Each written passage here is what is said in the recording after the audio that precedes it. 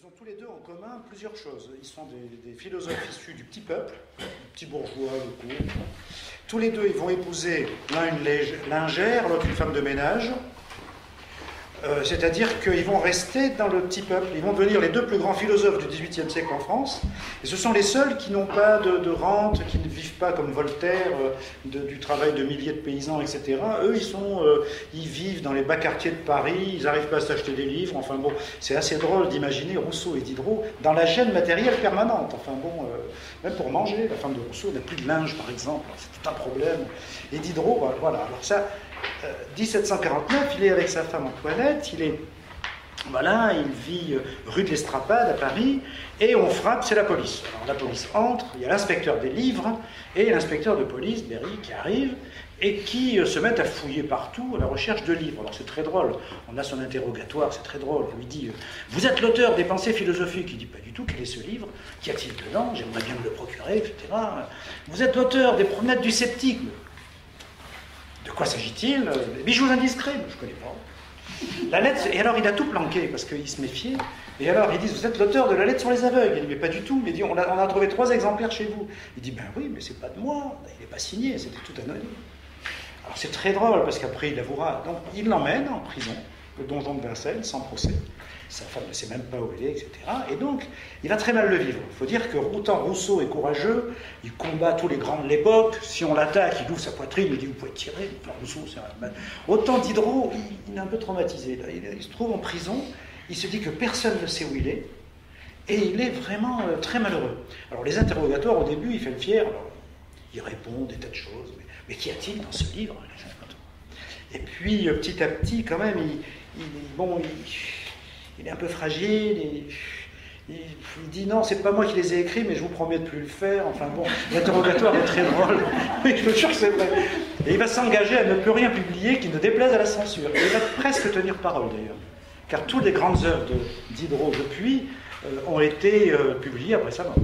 Il en a publié, mais des livres qui sont les plus précieux. Mais tout le monde les connaît dans l'Europe, parce qu'à l'époque on recopie tout. Tous les intellectuels payent des abonnements à des copistes, enfin, qui renvoient. Donc, tout le monde en parle, mais le livre n'existe pas. C'est assez drôle comme période. Enfin, drôle. Façon de parler. Mais ce qui ne se sait pas, c'est que dans tout le pays, les intellectuels en ont fait un symbole. Et lui, qui n'est pas, pour l'instant, un grand philosophe, c'est pas un grand écrivain, il commence à y avoir une campagne, on l'appelle Diderot-Socrate. Voilà, et lui, il n'a pas la grandeur de Socrate, pour l'instant, ça aurait pu être un écrivain raté, mais il devient célèbre dans tout le pays parce qu'il est en prison. Mais lui ne le sait pas. Même Voltaire, qui va refuser de rencontrer, parce qu'il apprend que Diderot est athée, on ne mangera jamais à la même table, même Voltaire se lance dans la bataille. Et donc, voilà. Et puis il y a l'éditeur de l'encyclopédie qui dit, mais si jamais vous le gardez en prison, je vais faire faillite. Donc il y a des pressions de toutes parts, et finalement, on le libère. C'est vraiment, et il est extrêmement célèbre pour avoir été en prison. Alors ça, c'est assez drôle, parce qu'il se rend compte à ce moment-là qu'en fait, il est suivi depuis longtemps.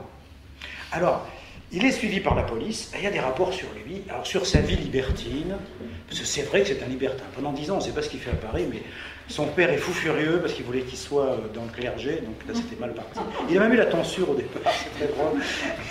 Non mais à l'époque, être dans le clergé, on peut même être athée, c'est pas un problème.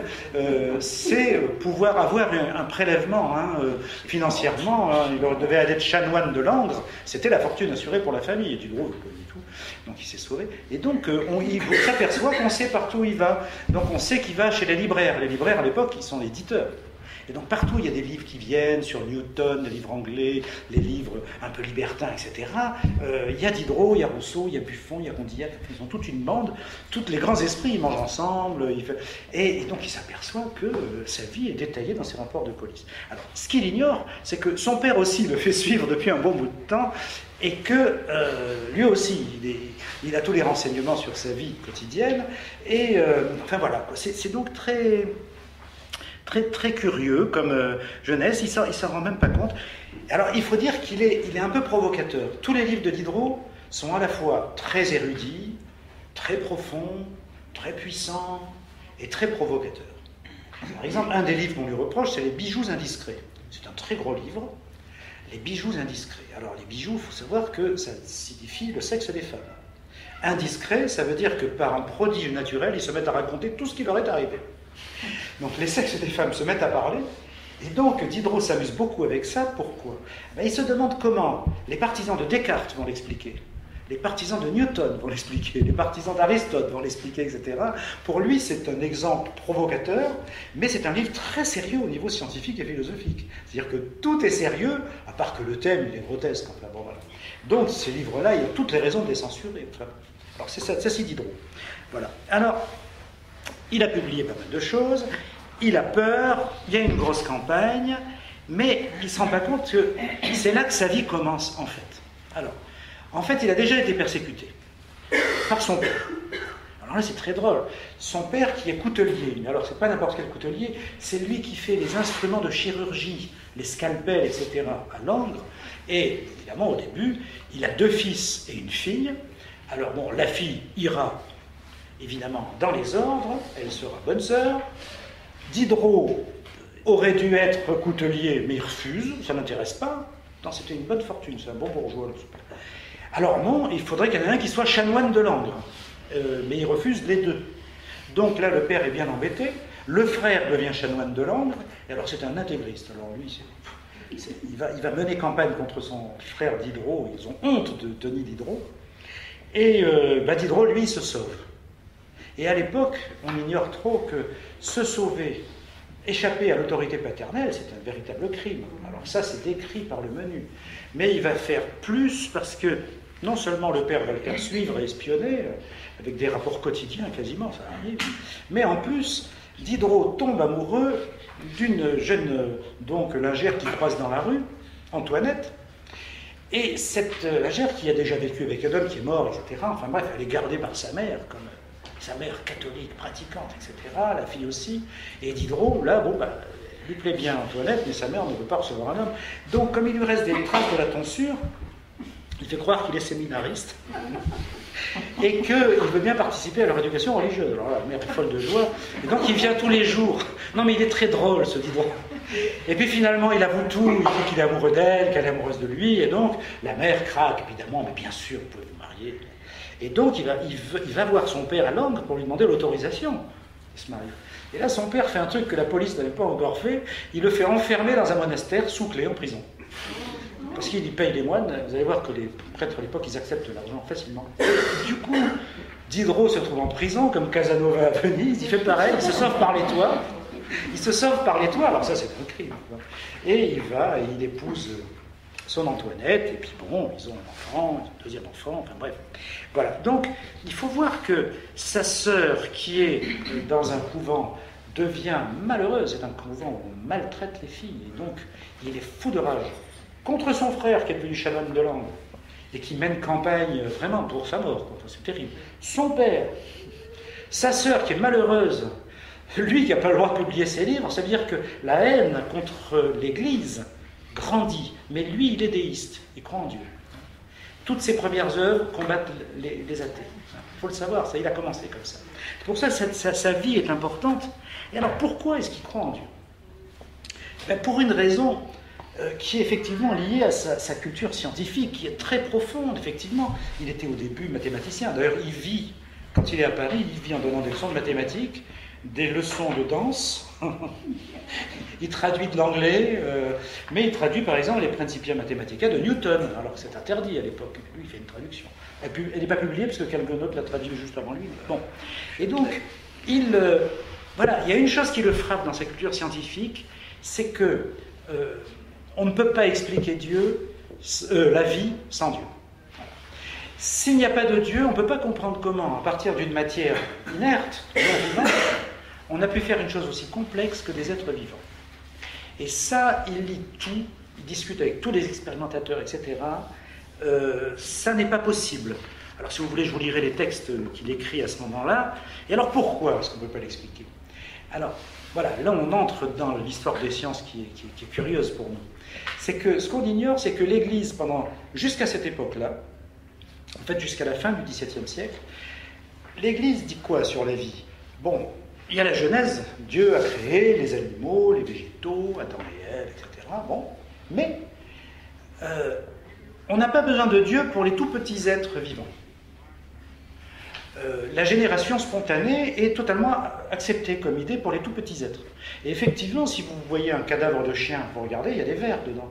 Donc on se dit, la matière morte s'est réorganisée à donner des petits animaux. Si on laisse un fromage hors du froid, et à l'époque il n'y a pas de frigo, un certain temps, on va voir des vers se développer dedans. Et puis si on attend un peu plus, d'ailleurs, on verra des mouches sortir des carcasses de chevaux et tout. Évidemment, parce que les vers... Vous savez, ce sont des œufs de mouche, en fait. Et donc, on dit, alors pour les vers, pour les mouches, pour les sauterelles, pour d'autres animaux comme ça, la génération spontanée est possible. Et ça dérange un peu les théologiens, parce que si c'est possible, on ne voit pas pourquoi Dieu aurait pris la peine de créer des êtres vivants et que d'autres soient nés tout seuls. Ça gêne. Mais bon, on l'accepte parce qu'on ne sait pas faire autrement. Et il y a un Italien qui s'appelle Redi, à la fin du XVIIe siècle, qui publie des choses qui sont oubliées aujourd'hui, mais quand on travaille sur les auteurs comme ça du passé, on découvre des tas de choses. Il met deux éprouvettes, enfin deux fioles en verre, et il met des matières à pourrir dedans, du sang de cheval avec des restes de machin, etc. Il bouche une des deux fioles et il attend. Et il y a des petites, ce qu'ils appellent des animalcules, des tout petits animaux qui se mettent à bouger là où l'air est rentré, et pas là où c'est bouché. Et donc il se dit que ce sont des germes qui sont rentrés par l'air. Et du coup, dans toute l'Europe, on essaye de refaire l'expérimentation et on s'aperçoit par exemple qu'il y a des œufs de mouche, mais pas seulement. Hein, bon, c'est des germes de petits animaux, voilà, microscopiques. C'est la période où on découvre les premiers microscopes, en plus avec 2 lentilles et tout. On se dit, bon, ben finalement, la vie suppose des germes, comme le blé suppose des graines. Et donc, et comme un enfant suppose une ovule et des spermatozoïdes, qui sont découverts par Leeuwenhoek à la même période. Tout ça vient en même temps. Et donc on se dit, Dieu a créé soit les êtres qui engendrent des germes, soit les germes qui engendrent des êtres. Mais sans Dieu, on ne peut pas. Et Diderot admet cette thèse. Voilà. Il y a de la vie grâce à Dieu. Uniquement. Et donc, il ne voit pas comment on pourrait se passer de l'existence d'un Dieu. Et donc il écrit là-dessus tout, il dit « les athées n'ont aucune chance puisqu'on sait que sans Dieu... » Il écrit beaucoup là-dessus. Alors ça, c'est la première idée, c'est que sa vie le conduit à la fois à avoir une éducation religieuse, mais à haïr l'Église, et à accepter l'idée de Dieu, parce que sans ça, on n'explique pas la naissance des êtres vivants. Voilà pour ma première idée sur sa vie. Deuxième idée, donc, c'est qu'il y a un événement extraordinaire qui va exploser en Europe, en 1747, je dis la lettre sur les aveugles, c'est 1749, c'est là qu'il va en prison.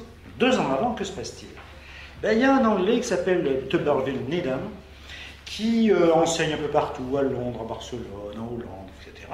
Et qui est à Paris à ce moment-là, il travaille avec Buffon, celui qui a fondé le Musée de l'Histoire naturelle, etc., un grand naturaliste mondial de l'époque.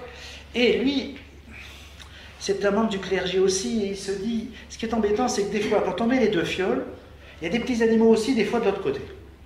Et il se dit, c'est peut-être parce qu'on a mal lavé les fioles, il y a des petits germes qui restent, mais qu'on ne voit pas. Alors, pour que ça marche bien, il recommence l'expérience et il chauffe des 2 côtés.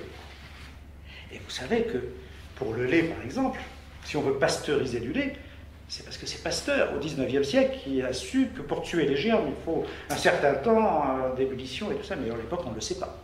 Donc, il chauffe les 2 fioles, et incroyable, il y a des petites bêtes des 2 côtés maintenant. Vous savez bien, hein, quand on laisse des choses, du lait en dehors du frigo, ça se développe plus vite avec la chaleur. Avec un peu de chaleur, les germes se développent plus vite. Avec beaucoup de chaleur, on les tue, mais on ne le sait pas à l'époque. Du coup, il rétablit la thèse de la génération spontanée. Et là, toute l'Europe se dispute.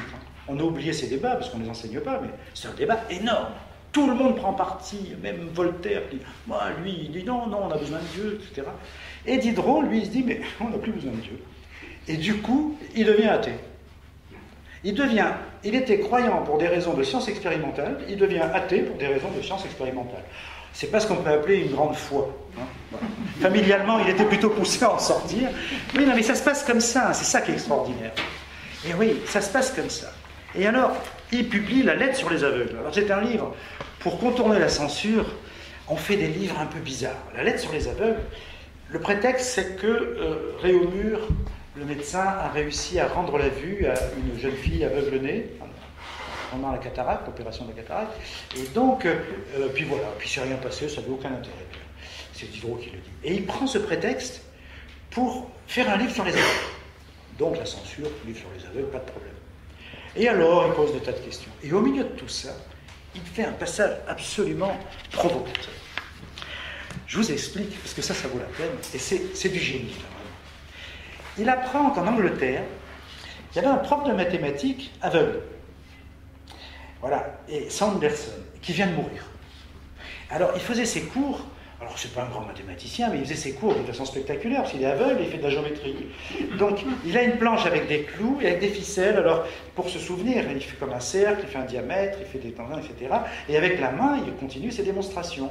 Alors, ça a étonné tout le monde. Et puis, il vient de mourir. Alors, je vous dis tout de suite, Sanderson, c'est pas un grand génie, il n'a rien inventé, c'est quelqu'un de très sympathique, mais il était très croyant, un protestant convaincu, pas de problème, chrétien. Et il avait son confesseur, le révérend Holmes, qui, sur le lit de mort de Sanderson, vient recueillir sa confession, lui fait les sacrements, et le gars meurt, on l'enterre, on lui rend les honneurs, etc. Et Diderot, il se dit, on va imaginer un truc. Imaginons qu'il ait été athée, et qu'avant de mourir, le révérend Holmes essaye de le convertir. Alors, vous vous rendez compte, la Royal Society de Londres a déposé une plainte pour qu'on interdise le livre, tellement c'était insultant, faire croire qu'il était athée, la famille est folle de rage. Et alors, que se passe-t-il? Alors, il y a Sanderson qui va mourir. Et il y a le révérend Holmes qui lui dit, mais vous ne pouvez pas mourir athée, vous allez aller en enfer. Alors il dit, ben, essayez de me convaincre. Ben, il dit, regardez comme la nature est belle. Mais je ne peux pas voir, je suis aveugle. Oui, c'est vrai. Mais vous savez que la nature est parfaite. Il dit, elle n'est pas parfaite, je suis né aveugle. Ah oui, c'est vrai. Il dit, mais on vous a lu, Newton, Clark, Descartes, Galilée, etc. Vous savez que Dieu a mis de l'ordre dans l'univers. Et là, il invente un discours de Sanderson extraordinaire. Je le résume. Si vous voulez, tout à l'heure, vous pourrez lire le texte, parce que c'est bien écrit. Là, on m'a dit de tenir en moins d'une heure. Alors, en gros, je vous fais le résumé. Il dit, ben, si vous croyez qu'il y a de l'ordre dans l'univers, c'est parce que vous voyez. Comme vous voyez l'ordre qu'il y a dans l'univers. Mais moi qui suis aveugle, je ne suis pas pris par cette illusion. Moi, je peux tout imaginer. Sur l'origine de l'univers, c'est vous qui êtes aveugle. Parce que c'est le présent qui vous aveugle. Alors que moi qui ne vois pas, je peux tout imaginer sur l'origine. Et je vais vous dire, moi ce que je vois sur l'origine, c'est un monde entièrement désordonné. Le chaos, complet. Et je vois un temps infini. Vous croyez que ça a été créé? Entre nous, à l'époque, on pense que le monde a été créé le 23 octobre 4004 avant Jésus-Christ, à 9h du matin. Voilà. Parce que, voilà, un certain James Ussher a fait le calcul d'après la Bible. Quand on remonte, on arrive, j'aime bien le 9h du matin. Surtout qu'il n'y a pas de matin, il n'y a pas encore le soleil. Enfin bref, c'est autre chose. Et lui, il dit, l'univers doit avoir un temps infini. À l'époque, dire cela, c'est déjà mériter la prison. C'est contredire la Bible. Et un temps infini, lui qui est mathématicien au départ, il connaît bien les calculs de probabilité, il a publié plusieurs articles sur les calculs. Il se dit, avec la matière en putréfaction, du soleil, de l'eau, toutes les particules peuvent prendre toutes les combinaisons possibles avec un temps infini. Et d'après les probabilités, tout est possible. Et donc, dans l'univers, sont nés des êtres qui ne pouvaient pas vivre. Alors ceux-là ont disparu. D'autres qui pouvaient vivre, mais il y en avait d'autres à côté qui les détruisaient, donc ceux-là aussi ont disparu. Mais les autres ont proliféré. Et puis il y en a d'autres qui sont nés et qui pouvaient coexister avec d'autres espèces, etc. Le monde est la maison du plus fort. Et du coup, comme il y a par hasard n'importe quelle forme vivante qui apparaît, et que par nécessité, ceux qui ne peuvent pas survivre disparaissent, au bout d'un certain temps, il y a de l'ordre partout. Entre nous, ça veut dire quoi? La nature fait bien les choses, parce qu'elle a jeté tous ses brouillons. Tout ce qui était raté disparaît forcément. Et on a, bizarrement, le cadre philosophique du futur évolutionnisme de Darwin, un siècle avant. Un hasard et de la nécessité qui crée n'importe quoi, mais il n'y a que ce qui est cohérent qui demeure. Et donc, il n'y a pas de finalité, c'est du hasard, et c'est de la contrainte. Et donc, il dit, ben voilà, et donc aujourd'hui, vous avez un ordre, mais il dit, cet ordre est passager. Il dit c'est une symétrie passagère. Il n'y a pas d'ordre définitif dans l'univers. Tout est contradictoire, tout est en mouvement. Vous vous rendez compte? 1749 sortir une idée pareille. Et donc, Holmes s'est dit, mais enfin, convertissez-vous, qui s'en avait plus tard, Anderson meurt athée. Voilà. C'est un passage extraordinaire, si vous voulez, on pourrait le lire tout à l'heure, mais c'est un passage tout à fait étonnant. Il dit, voilà, je vous cite même quelques phrases, « Je conjecture que dans le commencement où la matière en fermentation faisait éclore l'univers, mes semblables étaient fort communs, etc. » C'est un ordre momentané. Et donc, c'est pas de la science, c'est de la philosophie. Mais lui, il raisonne d'une façon extraordinaire. Il se dit, on enlève Dieu. Il reste quoi? L'univers matériel. Que connaît-on? Ben, pas grand-chose. Oui, mais comment se fait-il que ce soit agencé comme cela? Ah ben, il dit, il faut croire que s'il n'y a pas de Dieu, ça n'a pas commencé comme ça. Oui, mais comment c'est devenu comme ça? Il faut croire que tout était possible. Oui, mais pourquoi il n'y a pas n'importe quoi? Parce que ce qui n'était pas viable a disparu. Et il raisonne comme ça. Et avec sa rationalité athée, il arrive à donner le cadre philosophique du futur évolutionnisme biologique que Darwin commencera à fonder en 1859, 110 ans plus tard. Et Darwin lit ce texte de Diderot après avoir fait son œuvre. Et là, le livre lui tombe des mains. Qu'aura-t-il fait? Il a fallu des dizaines d'années de travail, d'anatomie comparée, etc. Voilà pour la deuxième idée. C'est typique de son matérialisme. Dans son époque, il prend n'importe quoi. Il prend aux spiritualistes, il prend aux auteurs catholiques, il prend aux athées, il prend à tous, et il essaye de voir comment on peut obtenir une cohérence. Et il travaille comme ça. Il y a une expérimentation, on coupe des hydres d'eau douce, on s'aperçoit que ça peut donner 2 êtres, etc.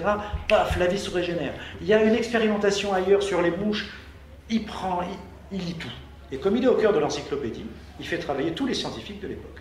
Et donc, c'est le seul qui est au centre de tout. Et c'est pourquoi il a tout ça à sa disposition. Voilà pour la deuxième idée. La troisième idée, c'est qu'à partir de là, et je vais aller très vite, il va construire une représentation matérialiste du monde. Je vous donne simplement, mais si vous voulez, après dans la discussion, on peut détailler, si vous le désirez, mais il se dit par exemple, on va dire comment il marche. Il dit, mais si... Parce qu'à l'époque, il n'y a que la physique, mathématique, comme science. Avec Descartes, Galilée, Newton, Angleterre, qui va triompher bientôt en France, mais pas encore. Et il dit, mais quand on passe de petites particules invisibles qui font des cailloux, à des petites particules comme ça, qui font de l'herbe, à des petites particules comme ça, qui font une souris, ou un être pensant, il dit, si c'est la même matière, il faut croire qu'à l'intérieur, il y a des réorganisations qui ne relèvent pas de la physique. Il dit par exemple, avec quelques grammes de poudre, on peut faire sauter un rocher. Il n'y a donc pas de rapport physique de quantité, il faut croire qu'il y a de la force à l'intérieur de la matière. Alors évidemment, aujourd'hui, ce n'est pas avec l'énergie nucléaire qu'on dirait le contraire, bien. Il y a de la force dedans. Alors il va chercher, c'est un théologien métaphysicien à Leibniz, cette idée d'une force vive. Il va dire donc qu'il y a une force vive. Et qui s'en occupe de la force vive? Les alchimistes. Parce qu'eux, ils essayent d'obtenir n'importe quoi avec n'importe quoi. Donc les alchimistes, on sait très bien qu'ils ne sont pas très rationnels, etc. Mais il entend parler d'un cours de chimie de Rouelle, au jardin du Palais Royal à Paris, et il se dit, je vais y aller voir. Donc il y va. Il passe 3 ans. Il suit le cours pendant 3 ans. Et vous savez qui s'inscrit à côté de lui? Lavoisier, le futur fondateur de la chimie. Ils sont inscrits de 53 à 54. 1753, non, de 1753 à 1756, je me trompe pas. Et même Rouelle n'a pas le temps d'écrire son cours, Diderot lui dit, je le rédige. Et donc le livre de Rouelle, qui est publié maintenant depuis quelques années en France, en fait c'est Diderot qui prend les notes de cours, qui met tout en français, c'est un être comme ça. Et donc il va se dire, alors, il faut croire qu'à l'intérieur de la matière, il y a des forces qui ne sont pas seulement physiques, mais internes, qualitatives. Et donc il va essayer de voir ça. Et au terme de tout ça, il se dit que la vie, c'est donc pas un phénomène purement physique, mais un phénomène physico-chimique. Et il va chercher un concept que l'école médicale de Montpellier, avec Barthès, Ménuret de Chambaud, etc., enfin des tas de médecins de Montpellier ont élaboré un concept de principe vital qui n'a rien à voir avec les rationalismes d'avant. C'est simplement un X, on devait essayer de dire, il y a un principe vital, mais c'est fait de quoi? Du coup, il les fait venir à Paris pour l'encyclopédie, et ils se mettent à travailler. Et si le principe de toute vie, c'était un phénomène chimique, dans des conditions particulières. Voilà. Vous voyez un petit peu comment il travaille, ce qui est très moderne. Enfin, aujourd'hui, on a du mal à imaginer à quel point il était tout seul. Pour ça que l'encyclopédie, il va bâcler tous les derniers volumes. Parce que personne ne le suit, il est seul sur cette voie-là. Et donc, il va affirmer plusieurs choses. Matière et mouvement ne font qu'un. Il dit mouvement et la matière, ça ne fait qu'un. Il n'y a pas de matière inerte et il n'y a pas de mouvance en matière. Ça, c'est une thèse qui est vraiment fondée scientifiquement que depuis fin 19e, début 20e siècle, avec la théorie des quanta, la physique relativiste, etc. Toute matière et mouvement. Ça, il le pose, paf. Deuxièmement, matière et sensibilité ne font qu'un. Une matière sensible, la matière animale, qui reçoit des informations par contact, soit visuel, auditif, etc., c'est de la sensibilité. Cette sensibilité, c'est une forme d'organisation de la matière. Et donc, dans toute matière, il y a potentiellement de quoi obtenir un être sensible. Troisième idée, il n'y a qu'une matière. En gros, il nous dit que c'est la même matière. Je vous lis une parenthèse. On ne connaît les éléments matériels que depuis le début du 19e siècle. Les atomes d'oxygène, d'hydrogène qui forment des molécules et tout ça, à l'époque, rien du tout. Eh bien, lui, il dit, il n'y a qu'une seule matière dans tout l'univers. Les étoiles, l'air, mon corps, tout ça, c'est la même matière, mais organisée différemment. Qu'est-ce que vous voulez dire de plus? C'est génial. Mais tout ça, c'est philosophique, c'est pas un scientifique. Il veut tirer toutes les conséquences de sa position philosophique. Quatrième idée, la vie est née au cours d'un processus d'évolution de la matière inerte. Ce qui se passe, dit-il, dans les fioles de l'Idam, ça a dû se passer, mais en beaucoup plus de temps, il dit, à l'échelle de la Terre et de l'univers, parce qu'on ne sait pas s'il y en a ailleurs, etc. Voilà. Cinquième idée, il a un gros problème. Le problème qu'aura d'ailleurs Darwin. La reproduction. Alors je vous dis tout de suite, là encore il va taper juste, mais c'est marrant. À l'époque, il y a deux thèses. Certains disent l'ovule féminine est un réceptacle vide, et seul le spermatozoïde masculin permet la création d'un être vivant. Ça, c'était la thèse machiste. Mais la thèse inverse l'était aussi. On dit tout est dans l'ovule, mais il faut le spermatozoïde pour déclencher la vie. C'était pas plus féministe d'ailleurs, dans les deux avis. Et alors lui, qu'est-ce qu'il fait? Face à un problème comme ça, à l'époque, la génétique n'est sur la bonne voie qu'à la fin du 19e siècle, avec Mendel, puis le russe et Morgan, l'américain. Mais on comprend vraiment ça que depuis les années 1950, avec la biologie moléculaire, l'ADN, etc. Alors comment trancher à l'époque? Alors lui, il réfléchit, il va voir Buffon, et il lui dit, voilà, quand il y a une malformation chez un mouton, une souris, un chien, ça vient du père ou de la mère? Et les bocaux sont encore à Paris, vous pouvez les voir sur les étagères, les bocaux de Buffon. Et ils se mettent à faire les recherches systématiquement. Et Buffon lui dit, ben voilà, ça vient des fois du père, des fois de la mère, et des fois d'aucun des deux. C'est ce qu'on appelle une émergence en biologie, un accident biologique, etc., aléatoire. Diderot, donc, il dit, ben, il y a le bispermatisme. Donc, il va se dire, c'est une combinaison de ce qu'il y a dans l'ovule et dans le spermatozoïde qui va faire un nouvel être.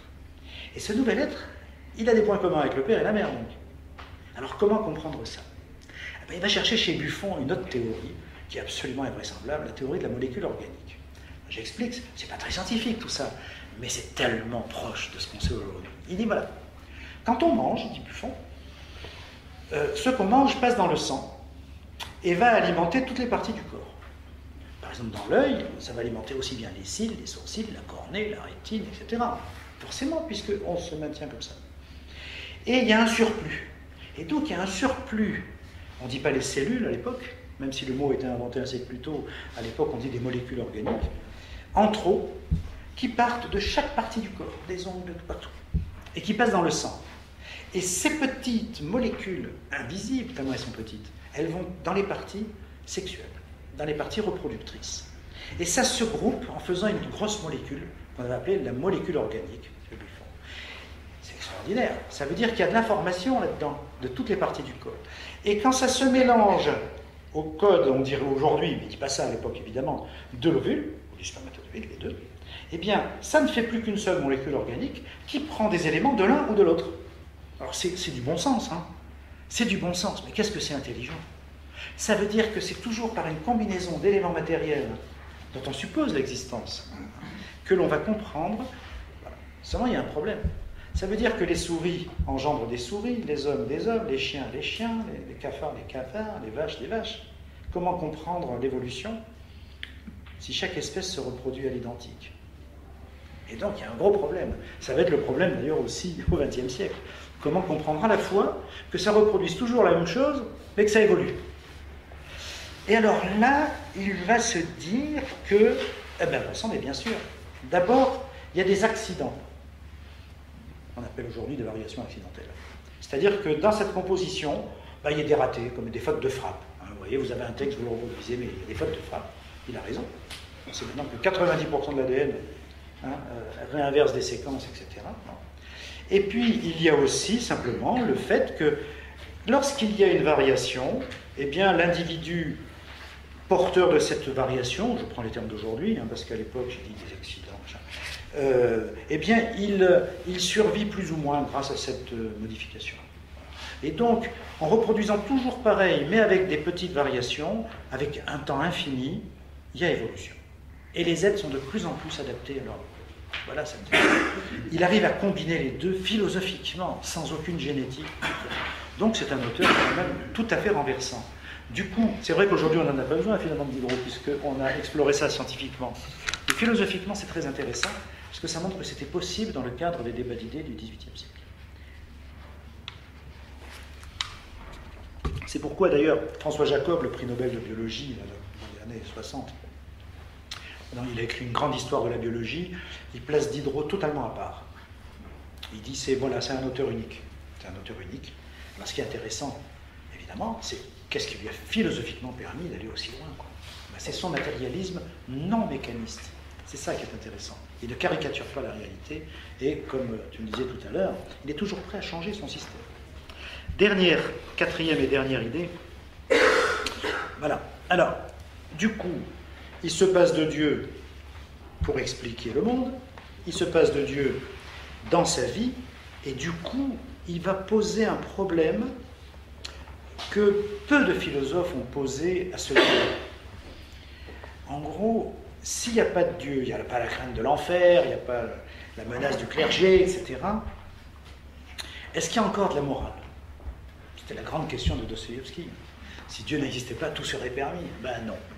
Diderot va essayer d'élaborer une conception morale et politique et antisexiste à partir de l'athéisme. À partir de l'athéisme.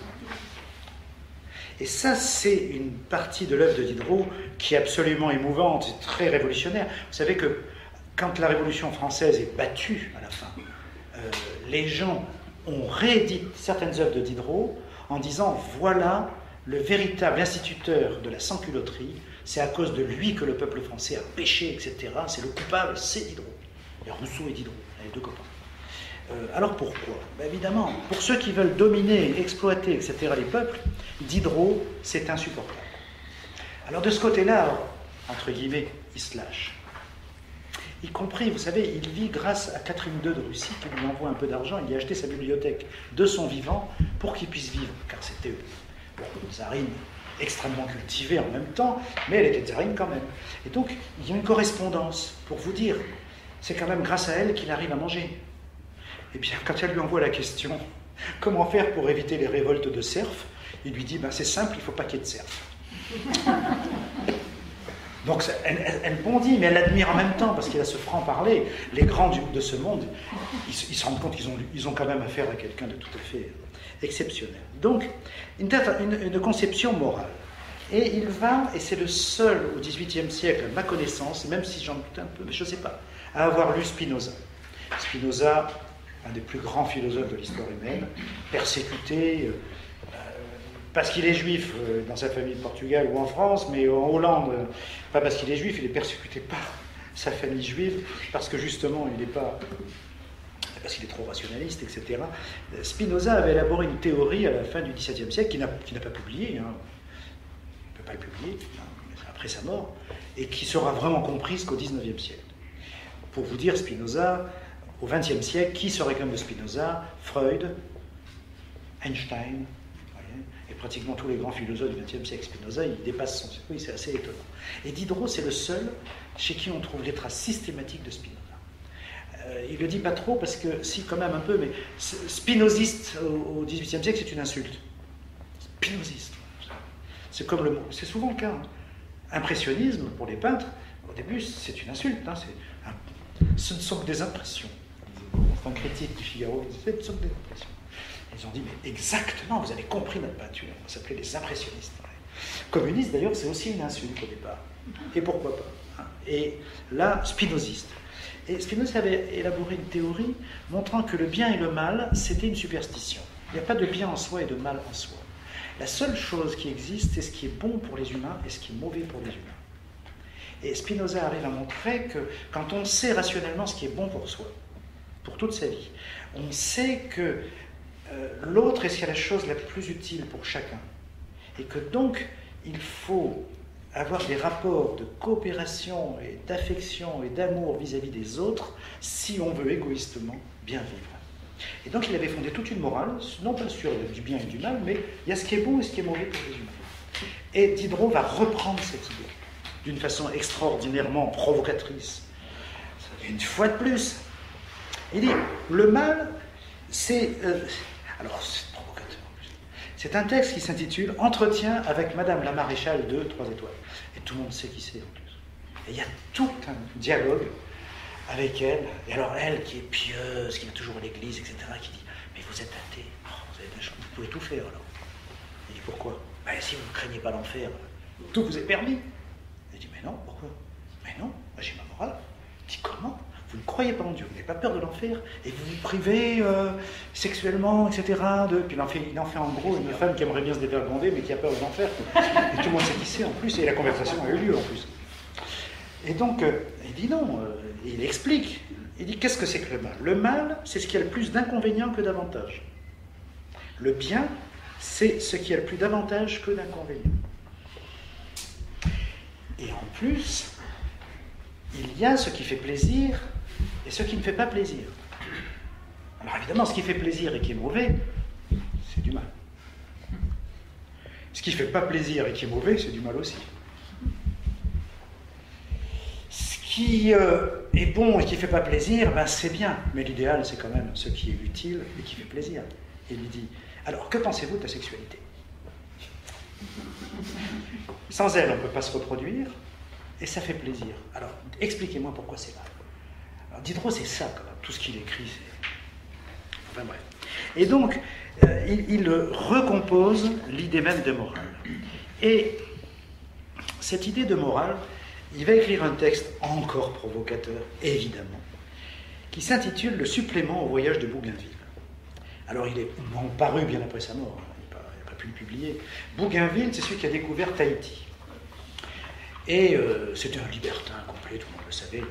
Et il arrive à Tahiti et il a publié un livre de mémoire sur ce voyage. Diderot lit ce livre et, en un mois, il réécrit, comme pour Sonderson sur son livre mort, il réécrit ce voyage. Supplément au voyage de Bougainville. Bougainville est furieux d'ailleurs, parce que dedans il y a des vérités politiques qui sont terrifiantes. Et il imagine, il recompose ce voyage. Alors je vous raconte. Les bateaux, vous savez, pour aller à Tahiti, il faut quand même 2 ou 3 mois. Donc, il faut de la nourriture et tout ça, et il faut un prêtre. Parce que beaucoup meurent du scorbut, de maladies, etc. Et donc, il y a un prêtre dans l'équipage. Il y a un prêtre, et puis il y a aussi la maîtresse d'un officier qui n'a pas pu, par amour, quitter son fiancé, son amant, et qui donc s'est déguisée en matelot. Alors, elle s'est serré les seins avec des bandages et tout ça, et pendant tout le voyage, personne ne sait qu'il y a une femme à bord. Parce qu'elle est habillée en garçon, donc c'est un garçon. Et il y a ce prêtre. Et ils arrivent à Tahiti. Et c'est vrai le cas, la politesse tahitienne veut que quand des étrangers passaient, je ne crois plus que ça existe maintenant, en tout cas ça va plus être gratuit, chacun héberge un des marins dans sa maison et lui offre de faire une nuit d'amour avec son épouse ou l'une de ses filles. Voilà. Alors imaginez, et c'était ça. Et si on refusait, c'était vraiment une offense.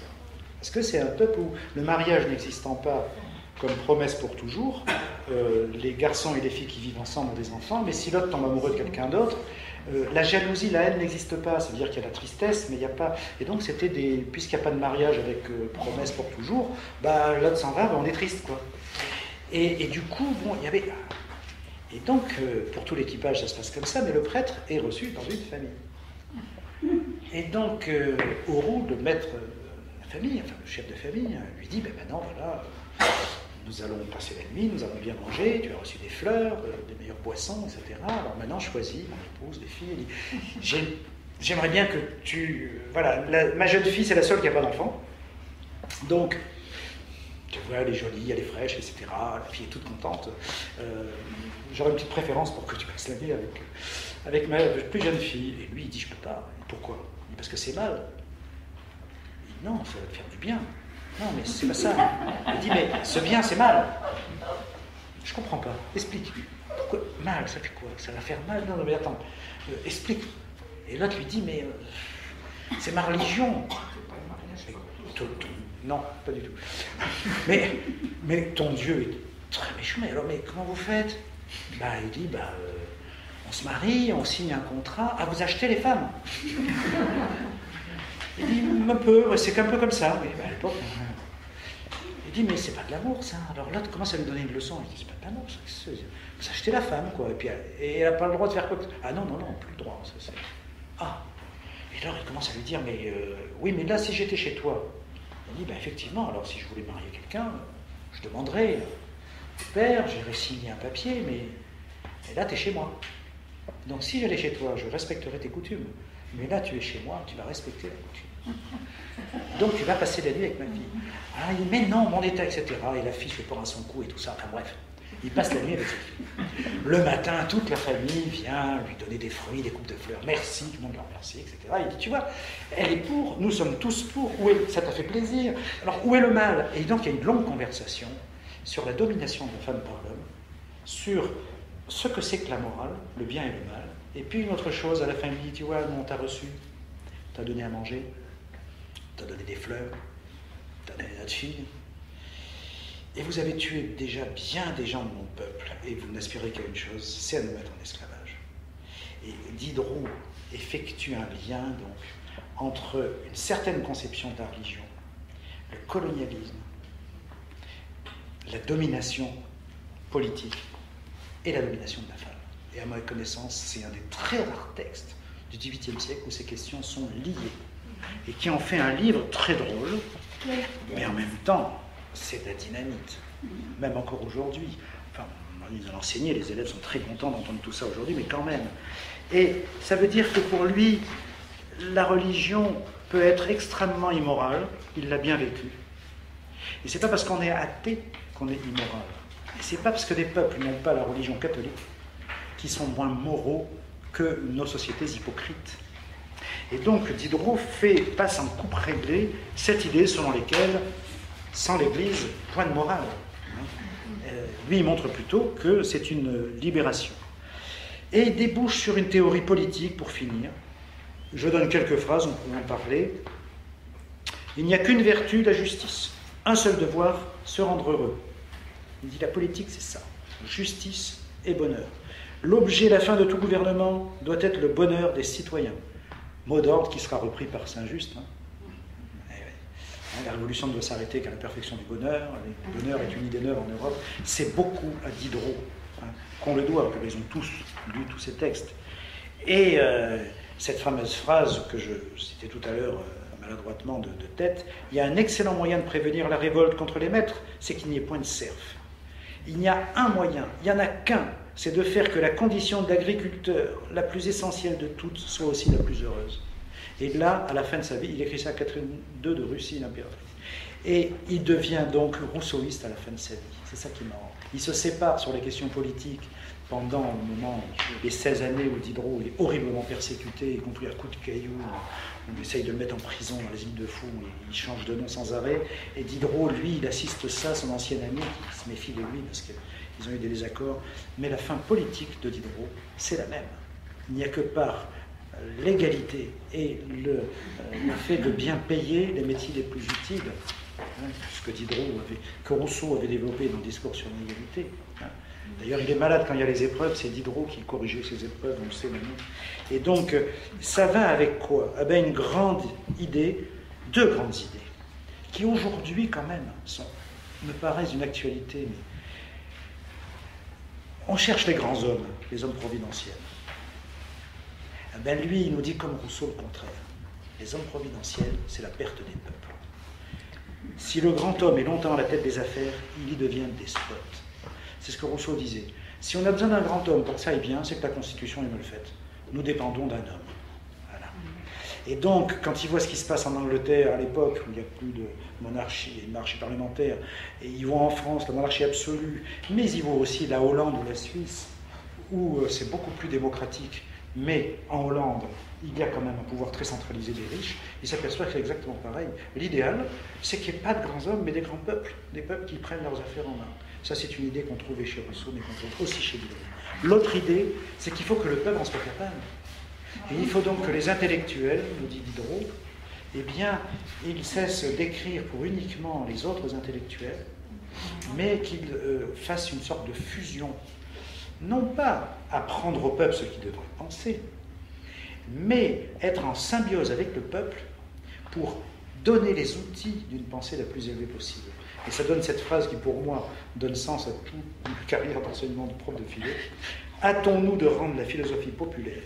Si nous voulons que les philosophes marchent en avant, approchons le peuple du point où en sont les philosophes. Et ça veut dire que ça n'est qu'avec la fusion du peuple, les agriculteurs, les analphabètes, etc., et de la plus grande pensée philosophique et politique, que les sociétés pourront marcher mieux. Il n'y a pas d'homme providentiel, il n'y a pas de philosophe providentiel, il n'y a pas de théorie providentielle. Ça ne doit faire qu'un. Il appelle ça une chaîne qui va de l'ouvrier et l'artisan, dit-il, jusqu'au plus grand théoricien. Et pour lui, c'est la solution à tous les problèmes politiques de son époque. Et je ne pense pas que son époque soit révolue. Voilà, j'ai tenu presque une heure. Voilà.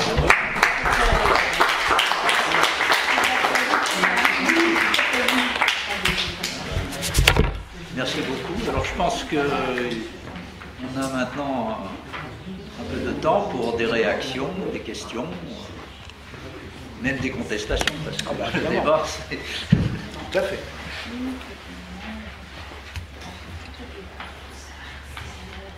Oui. Merci pour cet exposé qui était vraiment tout à fait intéressant. En entendant le début sur la question de la religion et l'avènement, on va dire, d'un athéisme, j'ai pensé à Bergson dans l'évolution créatrice, où en lisant dans les pages, je découvrais des formes de pensée qui ne sont pas arrivées jusqu'à aujourd'hui. Aujourd'hui, on n'enseigne plus vraiment ce qu'on appelle le transformisme ou des choses comme ça, car il y a un non-dit, en tout cas, donc ce n'est plus quelque chose qui est vu comme utile. Je vais passer rapidement sur ce point, c'était par rapport à la question de la morale, parce que justement, une vie sans Dieu, quelle serait la morale à ce moment-là? Moi, la question que je me pose, je dirais en tant que moderne, c'est une vie sans État, sans gouvernement. Comment est-ce que ma morale pourrait venir à ce moment-là, et est-ce qu'il y aurait la question du jugement, c'est-à-dire que est-ce que je n'ai pas besoin, je dis donc d'avoir ce jugement pour pouvoir bien me comporter. Donc pour celui qui est croyant, il se dit, eh bien toutes mes bonnes actions à la fin de ma vie seront récompensées, donc même dans l'ombre, même lorsque je ne suis pas vu, je vais bien agir. Et celui qui a peut-être une idée d'un nous qui serait au-dessus se dit, eh bien si j'agis mal, il y aura un moment une autorité, une entité qui viendra me punir, m'enlever de ma liberté. Voilà, c'est la question. Oui, on peut répondre comme ça, conversation. Alors sur Bergson, je suis d'accord. De toute façon, il y a une filiation Bergson qui est très spiritualiste, mais on peut en discuter, je suis d'accord. Mais par rapport à l'État, oui, alors il y a deux types de jugements. Il y a le jugement, je ne parle pas du jugement dernier, bon, religieux, mais le jugement judiciaire, le jugement qui relève du droit et de la justice. Il y a le jugement moral. La question, c'est une question aussi ancienne que la philosophie. Chez Platon, on la trouve posée dans tous ses livres. Si on n'avait pas la crainte d'être puni, est-ce qu'on pourrait continuer à être moral? C'est une grande question. On se la pose même nous. Imaginez simplement, s'il n'y a aucune contravention pour la vitesse, est-ce que tout le monde respecte les limitations? S'il n'y a absolument aucune possibilité de contrôler nos feuilles d'impôt, est-ce que tout le monde paye tout, etc. Je veux dire, c'est vrai qu'il y a un vrai problème. Sans État, est-ce qu'on peut... Quel jugement? Alors, il y a la solution historique et juridique, c'est que finalement, si tout le monde était parfaitement moral, on n'aurait pas besoin de justice. Mais la justice punit, elle ne rend pas les gens meilleurs. Quand on ne fait pas le mal parce qu'on a peur d'être pris, c'est pas qu'on est moral, c'est qu'on est prudent. Donc, il y a un vrai problème. Je peux prendre 2 minutes pour vous dire comment Platon nous pose tous à tous un problème terrifiant. Il imagine un berger qui découvre un anneau qui, quand on le retourne, nous rend invisible. L'anneau de Gygès, dans un public. Et le roi demande à tous les bergers de venir dire combien de troupeaux ils ont, etc. Et du coup, alors je ne dis pas comment il l'a trouvé, pas sur les épisodes, et il rentre dans le palais, et hop, il sera invisible. Il va séduire la reine, ça va lui faire tout drôle, il sera invisible. Et donc, du coup, la reine tombe amoureuse de lui, elle dit c'est facile, tu vas assassiner le roi, puisque c'est facile quand on peut se rendre invisible. Et il tue le roi, et du coup, il redevient visible. Il se marie avec la reine, il devient le plus riche, le plus puissant, etc. Voilà. Et Platon nous pose une question très dérangeante. Il dit, est-ce qu'il existe un homme sur Terre qui, ayant un tel anneau, ne s'en servirait absolument jamais dans son intérêt? Première question. Posons-nous la question. Dur, hein? Bien. Déjà, ça rend modeste. Deuxième question. Si on trouve un humain comme ça, la terre entière lui enverrait des louanges. Bravo, on lui ferait des statues, etc. On dirait, voilà, c'est l'homme qui est comme ça. Et chacun en privé dirait, quel imbécile si j'avais cet anneau, moi. Oui ou non? Donc ça, c'est un vrai problème. Eh bien, le problème, donc, il est celui-ci, c'est que il faut la loi et la justice pour que les gens immoraux, et nous tous, parce qu'on n'est jamais totalement moral, respectent un minimum de règles pour que la vie commune soit possible. Donc la justice est nécessaire. Pas n'importe quelle loi, il faut que ce soit légitime, il faut que ce soit équitable, etc. Mais en même temps, il y a la solution de la sagesse, de la philosophie. Et je crois que c'est ce qui donne sens à la philosophie depuis Socrate, depuis le début, depuis 26 siècles maintenant, 25 siècles. C'est que si on est égoïste, on peut faire le mal dans son intérêt, mais c'est à courte vue. Si on est... Le vrai égoïsme, disaient déjà Platon et Aristote, le vrai égoïsme consiste à se demander ce qu'il faut faire pour être heureux, et pas seulement pour avoir un petit plaisir du moment. Pour être heureux, c'est-à-dire ne pas avoir de troubles sans arrêt dans la conscience, dans sa vie, etc., d'avoir tout de suite des relations épanouissantes avec les autres.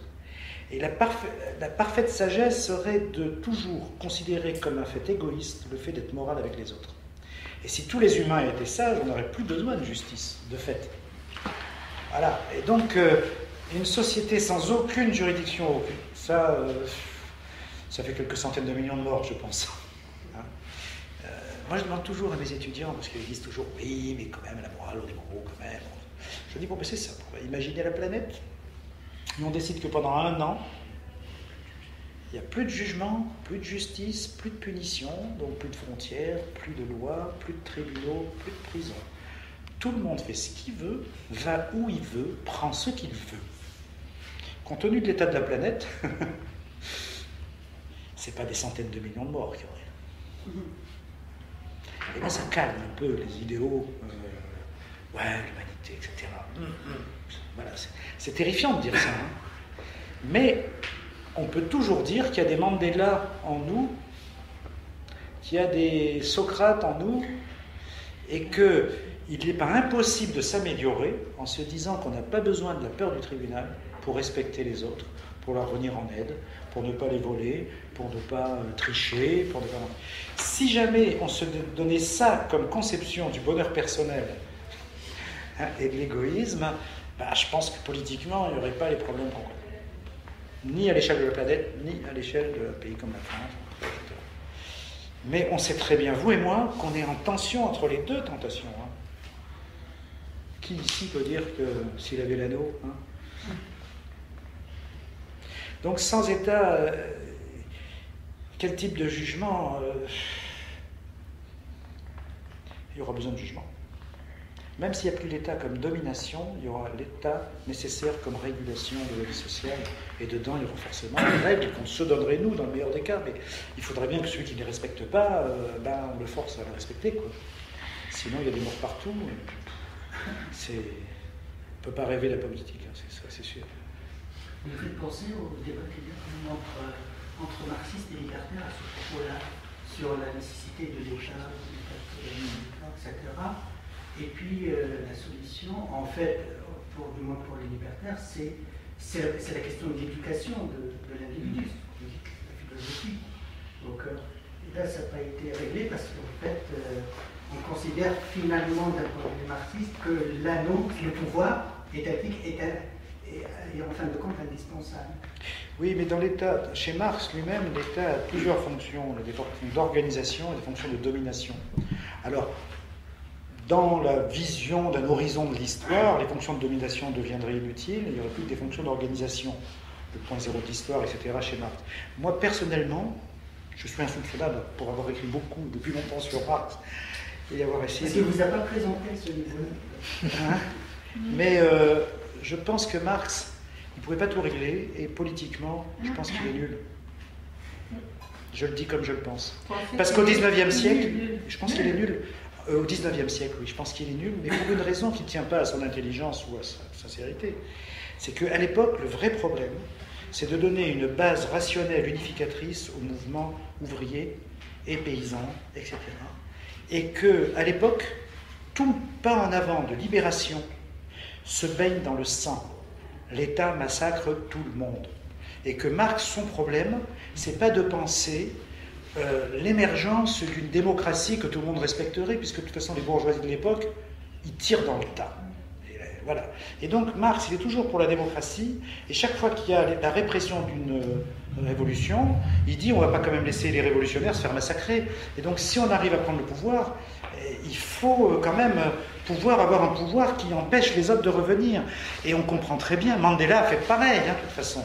Il a fait pareil, parce que sans ça. Et donc, la différence, c'est que Mandela, il y a une communauté internationale avec des idées de droit, il y avait des camps, etc. Mais Marx, à l'époque, comment voulez-vous qu'il pense un système politique démocratique? Et du coup, mais après la Commune de Paris, il voit bien que, voilà, on peut toujours rêver la démocratie, etc., mais les autres, ils tirent au canon. Et donc, quand je dis qu'il est nul, je ne parle pas de Marx, je parle que sa pensée, historiquement, il a ses urgences, Marx. Hein.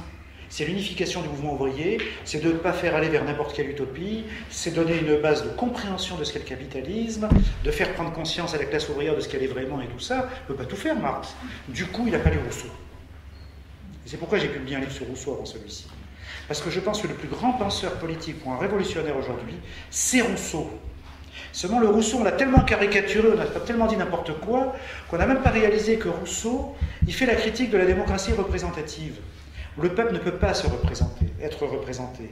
Le peuple doit toujours se donner des gens qui appliquent ses décisions, mais de pouvoir toujours reprendre le pouvoir.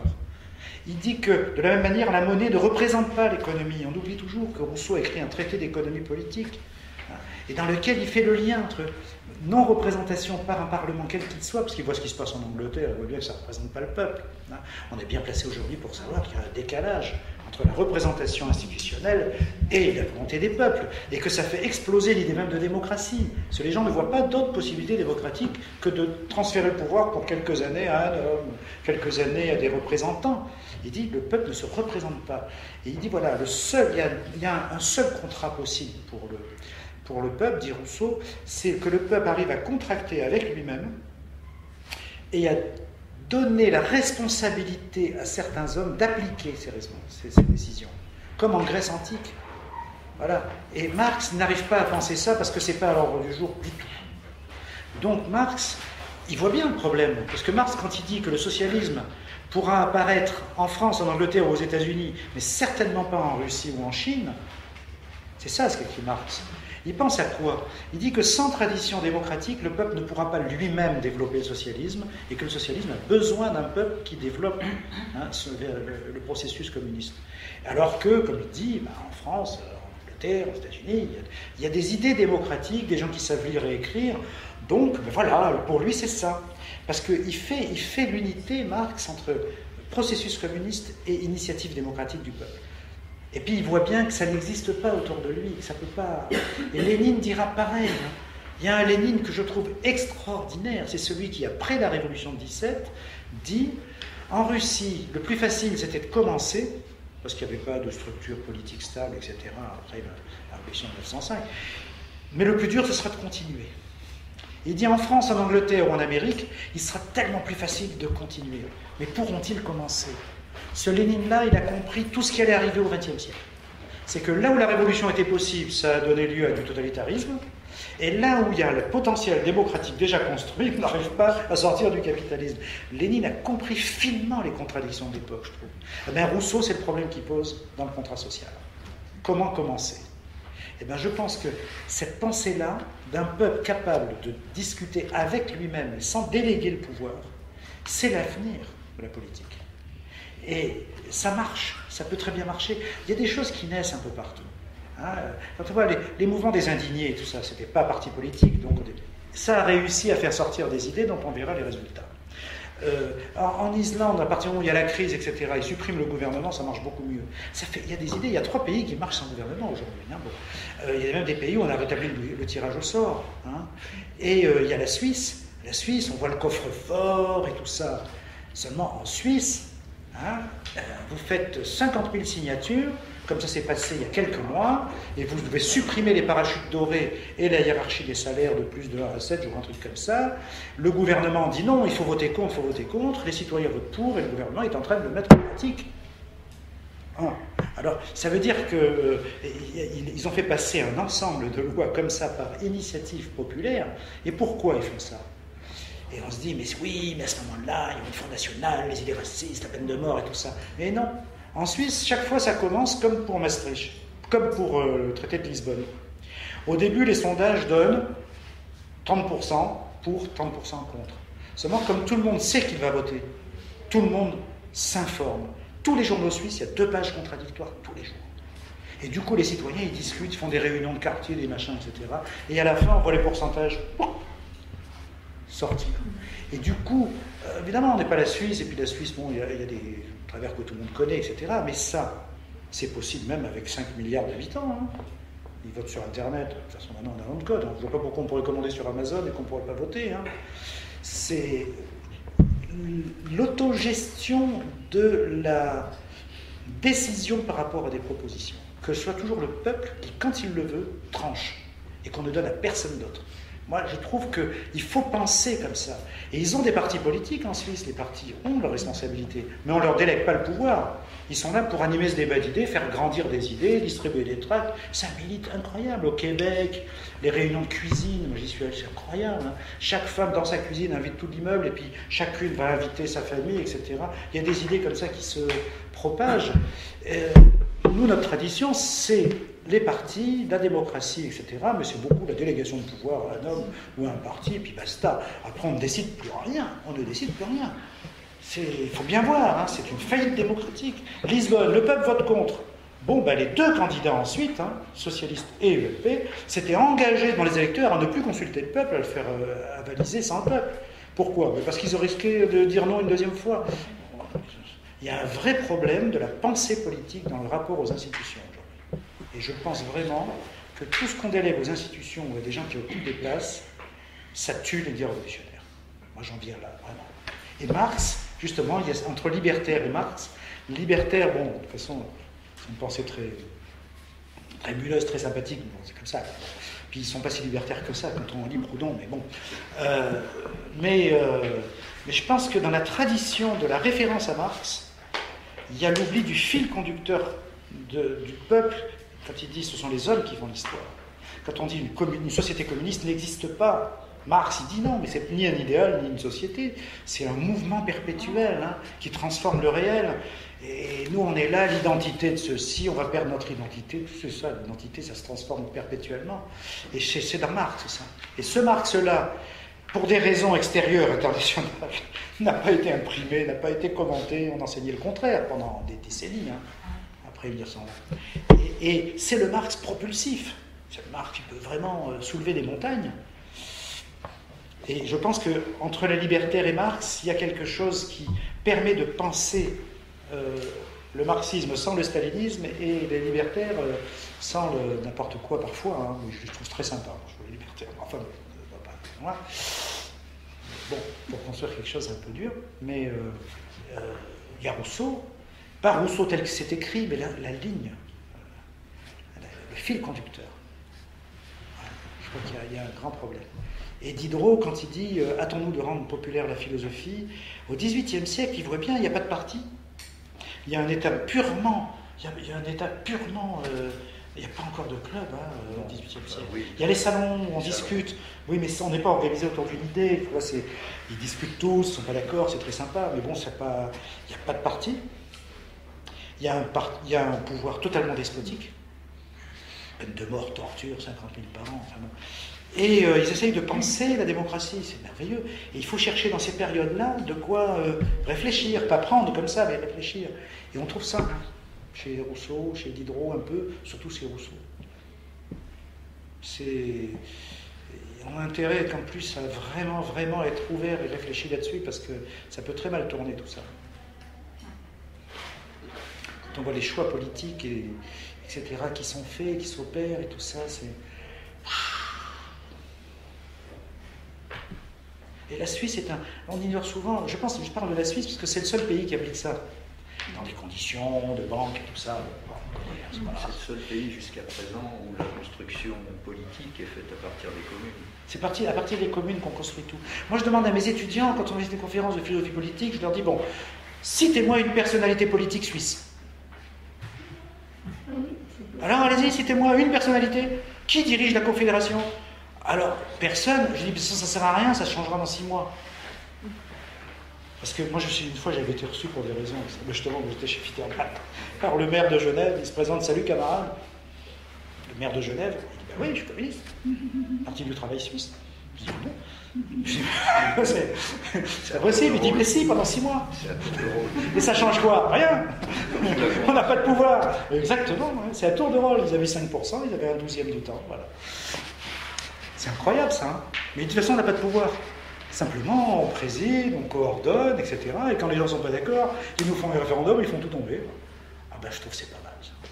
Et ça, les libertaires, s'ils pensaient ça, ils auraient plus de succès, mais eux c'est pas ça. Mais quand on voit les services publics en Suisse, moi ça me fait bizarre, j'ai une cousine suisse. Donc des fois je vais la voir, et on prend l'autocar arrive, il est vide. Et je lui dis c'est incroyable, ça me rappelle le bon vieux temps en France. C'est une ligne où on peut être 3 dans l'autocar et il passe quand même à l'heure qu'il faut. Parce qu'il faut que l'autocar puisse être pris. C'est pas rentable. Il y a des choses comme ça, les trains, ils ont des services publics, mais c'est à tomber par terre, ils ont du fric quand même ça. Mais ils ont des usines. Et vous savez pourquoi ils ne veulent pas rentrer dans l'Europe? Un, c'est parce qu'ils maintiennent leur industrie. Ils ont une industrie énorme en Suisse, des usines rutilantes. Et 2, ils n'auraient plus le droit de faire les référendums. Et depuis 2 siècles, 50% de tous les référendums de la planète ont été faits en Suisse. 50% de tous les référendums de toute la planète, même si on compte les faux référendums, machin, etc., plébiscites, 50%. Et actuellement, je crois que c'est 60 à 80% des référendums sont faits en Suisse. À réfléchir. Parce que si on veut faire reculer les idées extrémistes, c'est pas en les empêchant d'être traduits dans les institutions, c'est en obligeant tous les citoyens à réfléchir avant de se prononcer. Et ensuite, quand ils font une bêtise, ils reviennent dessus, ils peuvent. Ils peuvent.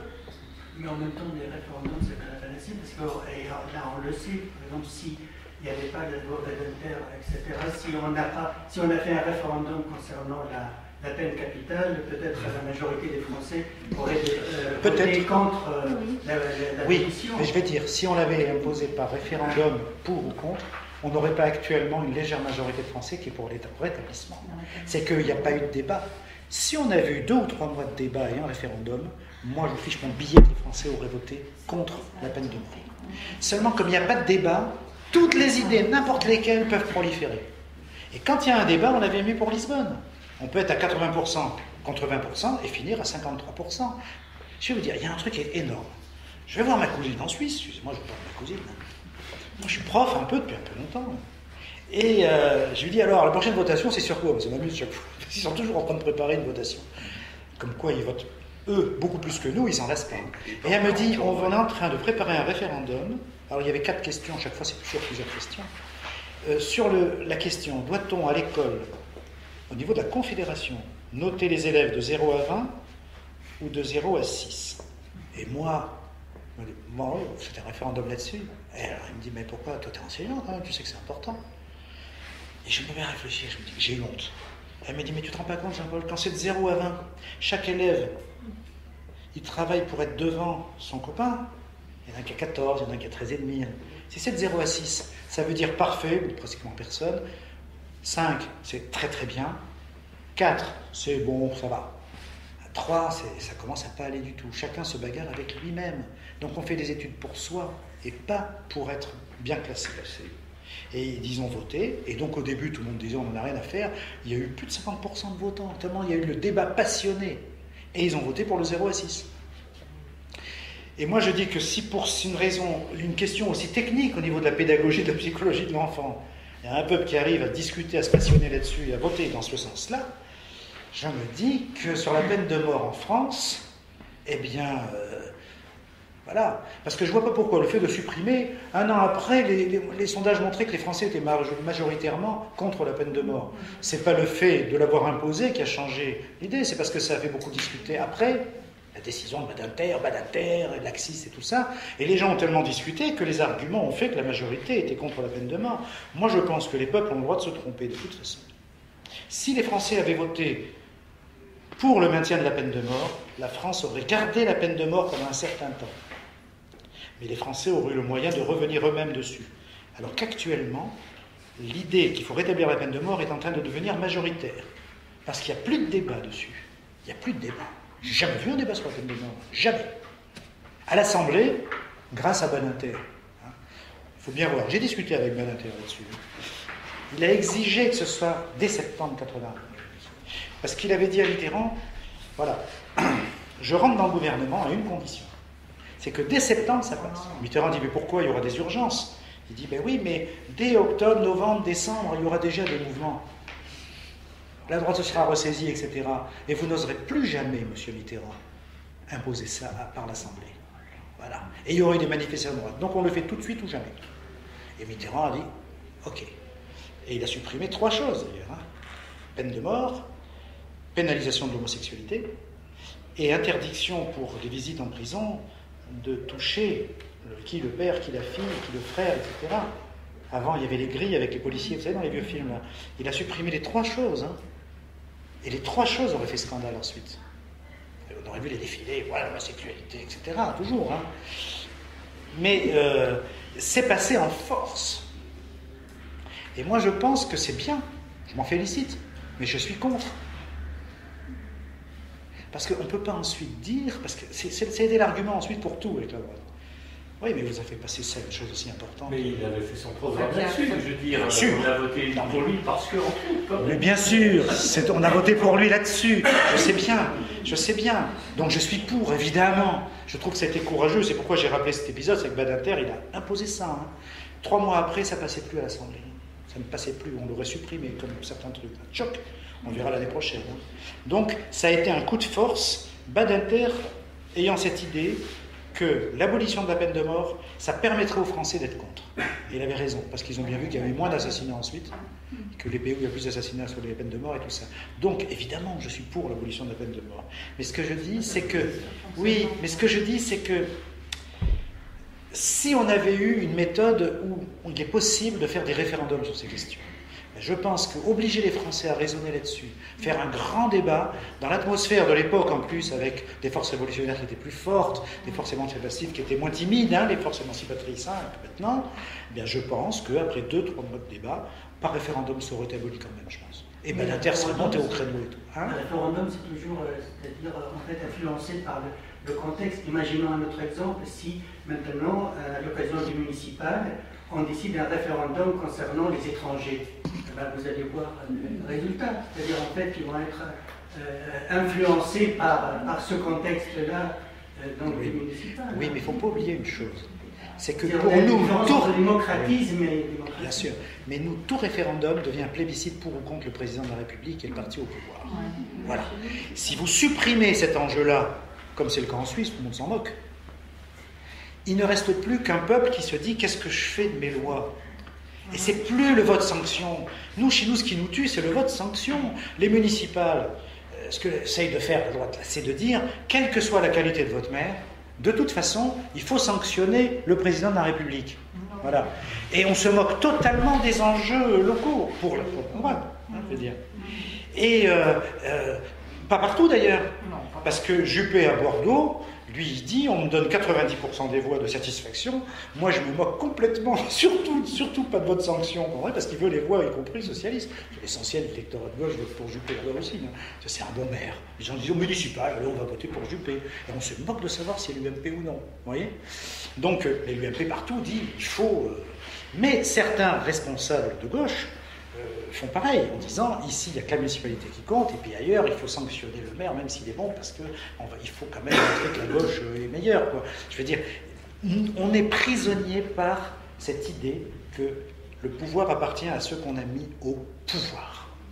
Le mot pouvoir, on confond avec responsable. Voilà. Gouverner et diriger. C'est Rousseau, ça, qui fit ça. Gouverner, ça vient de gouvernail, vous savez. Gouvernail, c'est celui qui tient le gouvernail dans un bateau. Alors imaginez qu'on soit sur un bateau. Là. Elle voulait aller en Italie, et puis vous, là, plus nombreux, vous vouliez aller aux Baléares. Alors on part. On ne va pas tous tenir le gouvernail. Donc on va dire, bon, de telle heure à telle heure c'est vous, telle heure à telle heure c'est vous, telle heure... Imaginez qu'elle, chaque fois qu'elle prend le gouvernail, hein, elle va vers l'Italie. Après elle, hop, elle va... Gouverner, c'est obéir à la décision prise collectivement. Donc diriger, c'est donner la direction. Et Rousseau nous dit, diriger, c'est le fait du peuple, c'est lui qui doit donner la direction. Gouverner, c'est le fait de ceux qui doivent assurer cette direction, quoi qu'ils en pensent, même s'ils ne sont pas d'accord. Mais oui, ils étaient tirés au sort. On ne sait pas ça, c'est incroyable. Qui était tiré au sort ? Ben, je vais vous dire. Allez, on quitte Diderot un peu, mais c'est pareil. Rousseau, Diderot, là-dessus, il pensait pareil. En Grèce antique, quand on instaure la démocratie, les aristocrates qui ont perdu le pouvoir, ils sont pour le suffrage universel des dirigeants, et les démocrates disent, pas question, on va les tirer au sort. Et donc à Athènes, sur la liste, comme aujourd'hui pour les jurys d'assises, on tire au sort ceux de la boulée et de l'ecclésia, les deux assemblées, sauf 10%, oui, même les généraux, sauf certains qui doivent rédiger les lois parce qu'il faut une compétence, etc., mais eux, ils ne décident rien. Et ils sont tirés au sort pendant 1 an. On compte leur fortune avant, on compte leur fortune après d'ailleurs. Et alors là, oui, mais là, on ne triche pas, là, parce que les punitions, c'est soit la mort, soit l'exil à vie. Hein. Voilà. Et ça se passe comme ça. Et ils n'ont pas le droit de décider. Le peuple doit dire oui ou non avec, on dit des boules blanches ou boules noires, c'est pas vrai, c'est des tessons de bouteilles, enfin pas de bouteilles, de jarres, dans une urne. Après on compte, et c'est le peuple des citoyens assemblés qui dit oui, non. Ils n'ont aucun pouvoir. Et ça se passe comme ça dans toute la période démocratique athénienne. Dans les petites périodes où à Rome, il y a de la démocratie, ce qu'on oublie souvent, enfin des méthodes démocratiques de décision, et notamment les aristocrates sont pour l'élection suffrage universel des responsables, et les démocrates sont pour le tirage au sort. Et c'est le tirage au sort qui l'emporte. Pourquoi ? Parce que quand vous êtes élu, vous vous sentez investi d'une confiance. Et donc vous avez tendance à dire à ceux qui vous ont élu, vous avez bien fait de me faire confiance, voilà ce que je décide. Alors que si vous êtes tiré au sort, vous n'avez absolument aucune raison de penser, ça aurait pu être celui d'à côté. Et donc vous vous sentez investi de rien. Et le peuple ne vous sent investi de rien. Allons plus loin. Renaissance italienne, du XIe siècle jusqu'au XVIIe siècle, dans les communes, là où il y a la République, comme à Sienne, Florence, etc., des périodes où il y a des parlements, hein, c'est pas suffrage universel de tout le monde, mais il y a les familles représentées et tout, et les aristocrates sont pour l'élection au suffrage universel des dirigeants, et les démocrates imposent le tirage au sort. XVIIIe siècle, Montesquieu, dans l'esprit des lois, il dit chacun sait que le suffrage universel est le propre de la démocratie, de l'aristocratie, et que le propre de la démocratie, c'est le tirage au sort. Rousseau, il se réfère à Montesquieu, Et vous savez, quand on décide d'en finir avec cette idée, à la fin de la Révolution française, où on commence à dire que pour mettre fin à la Révolution française, la politique est trop sérieuse pour être le fait de n'importe qui, il faut en faire un métier.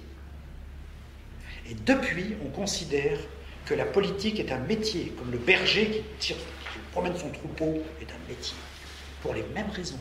Il sait ce qui est bon pour le peuple. Et nous, on est rentrés dans cette tradition-là. Quel est l'homme providentiel? Quel est le meilleur? Etc. Avec des ruptures quand même comme la Commune de Paris. Alors la Commune précisément, pour revenir au libertaire Louise Michel qui parlait de pouvoir révocable. C'est-à-dire à partir du moment où on n'en veut pas de ce politique-là, il faut qu'il parte. Ouais. Louise Michel. Et pas seulement Louise Michel, il y en a pas mal dans la Commune de Paris.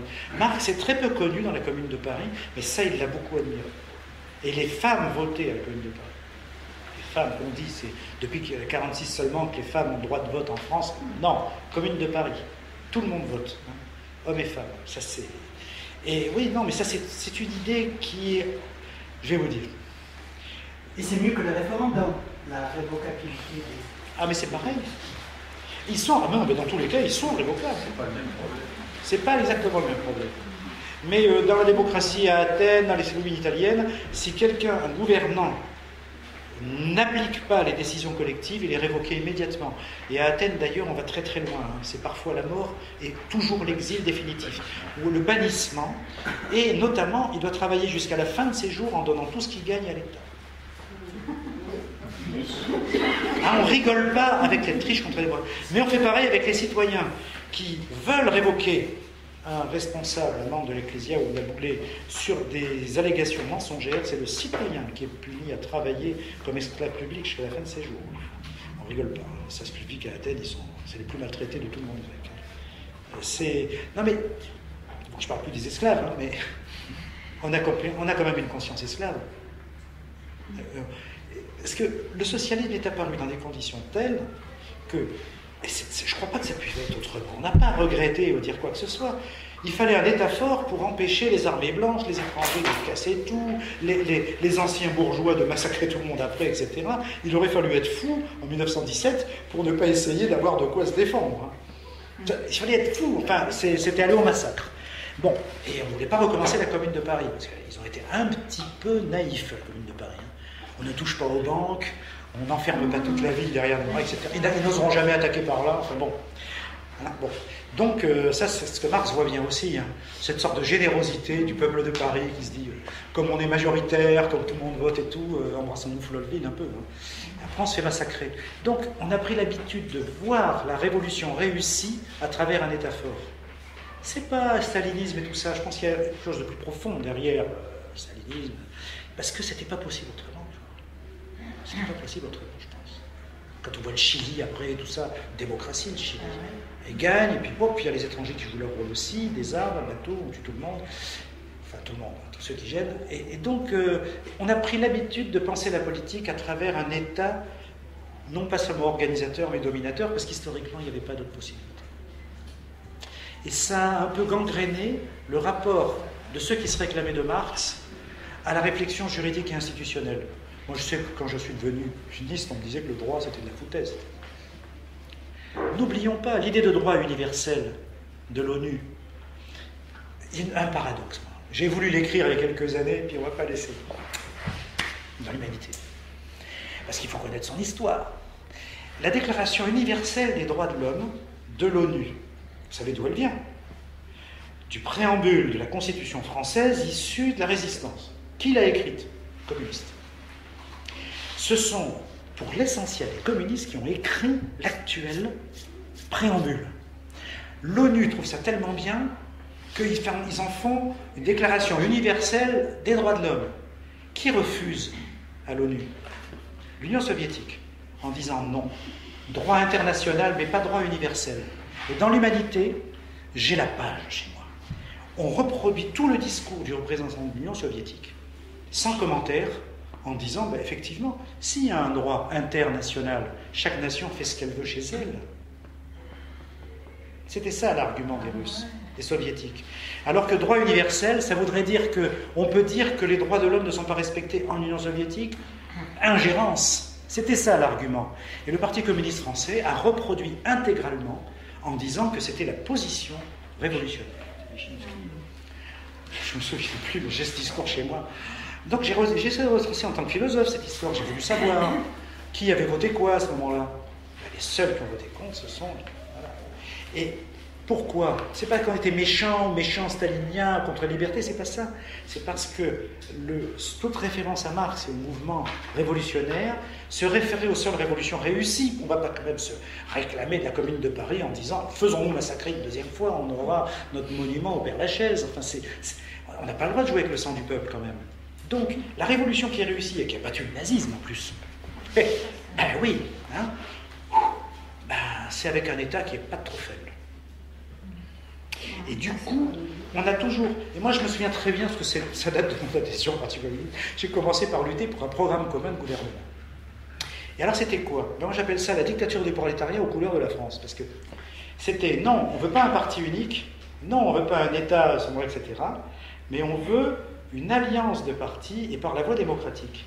Mais ce qui ne changeait pas par rapport à l'ancienne logique, c'est qu'il y avait un programme qu'il fallait signer et qu'ensuite on appliquerait d'en haut. Et on sait très bien que ce faisant, on a dépossédé le peuple. La preuve, quand ce programme a été balancé par-dessus l'épaule, il n'y a pas eu beaucoup de gens pour le défendre. C'est le même problème que pour le référendum. Ça se bâtit toujours en bas. C'est toujours en bas que ça se passe. Toujours. Et donc tous les accords de sommet qui ne correspondent pas à une volonté, ça fait reculer. Toujours. Il vaut mieux perdre des places institutionnelles que de perdre le lien avec les aspirations ambulantes. Ça, c'est toute l'histoire du mouvement révolutionnaire. Et voilà. Je pense que dans le XVIIIe siècle, on ne se pose pas ce genre de problème. On arrive à penser jusqu'au bout le politique, je pense. Et nous, on a des points de repère qui sont historiquement précieux, mais qui nous ont... C'est comme Sonderson l'aveugle. On n'arrive plus à voir la totalité des possibilités. Et je dis... Moi, je conserve tout ce que j'ai écrit. Donc, je ne me mets pas au-dessus. C'est pas parce qu'on est philosophe qu'on n'échappe à ça. Mais il faut analyser ensuite qu'est-ce qui a empêché de voir, d'inventer plus tôt, d'inventer plus loin, et aujourd'hui encore, de voir plus loin. Je crois que quand on lit Rousseau et Diderot, c'est pas notre problème, mais il y a des outils, des manières de prendre des choses qui sont d'avant. D'ailleurs, Rousseau a écrit que le pouvoir appartient au peuple et qu'au peuple, les élus n'ont comme rôle unique que d'appliquer les décisions du peuple. Il appelait ça des commissaires. C'est ce qu'il dit dans son contrat social. Contrat social, il dit il faudrait élire des commissaires. Commissaire, ça vient de commis à la campagne. Le paysan qui vous dit c'est mon commis qui va le faire, je vais demander de le faire. Commissaire, c'est aux ordres. Ministre aussi, ça veut dire ça normalement. Oui, ça théoriquement, ça veut dire ça aussi. Eux, ils sont souvent au service du président. Mais non, mais ça, c'est une idée fondamentale. Je pense que si aujourd'hui on appliquait ça, ça ferait bien les choses. Puis il y a urgence. Je vais le rappeler à tous les élus. Il faut le rappeler à tous les élus, mais il faut surtout le rappeler aux citoyens. Ne faites confiance à personne. Faites-vous confiance à vous. Parce que, mine de rien, moi je ne sais pas, mais je suis optimiste, je suis méditerranéen, je suis toujours optimiste. Mais quand même, le décalage entre la politique institutionnelle et tout ce qu'on voit, n'importe quoi qui se développe en bas, il y a des choses formidables, puis il y a des choses dramatiques quand même. Un électeur sur deux est prêt à voter Front National. Quand est-ce qu'on a vu ça? Jamais. Ce décalage-là, tant qu'on sera associé à une conception de la politique qui consiste à faire des promesses pour les appliquer d'en haut, eh bien, si ça se développe, alors là, on peut avoir des remords plus tard. Et c'est pas des trucs de parti, je veux dire, ça c'est à la limite secondaire, c'est pour l'ensemble de la société.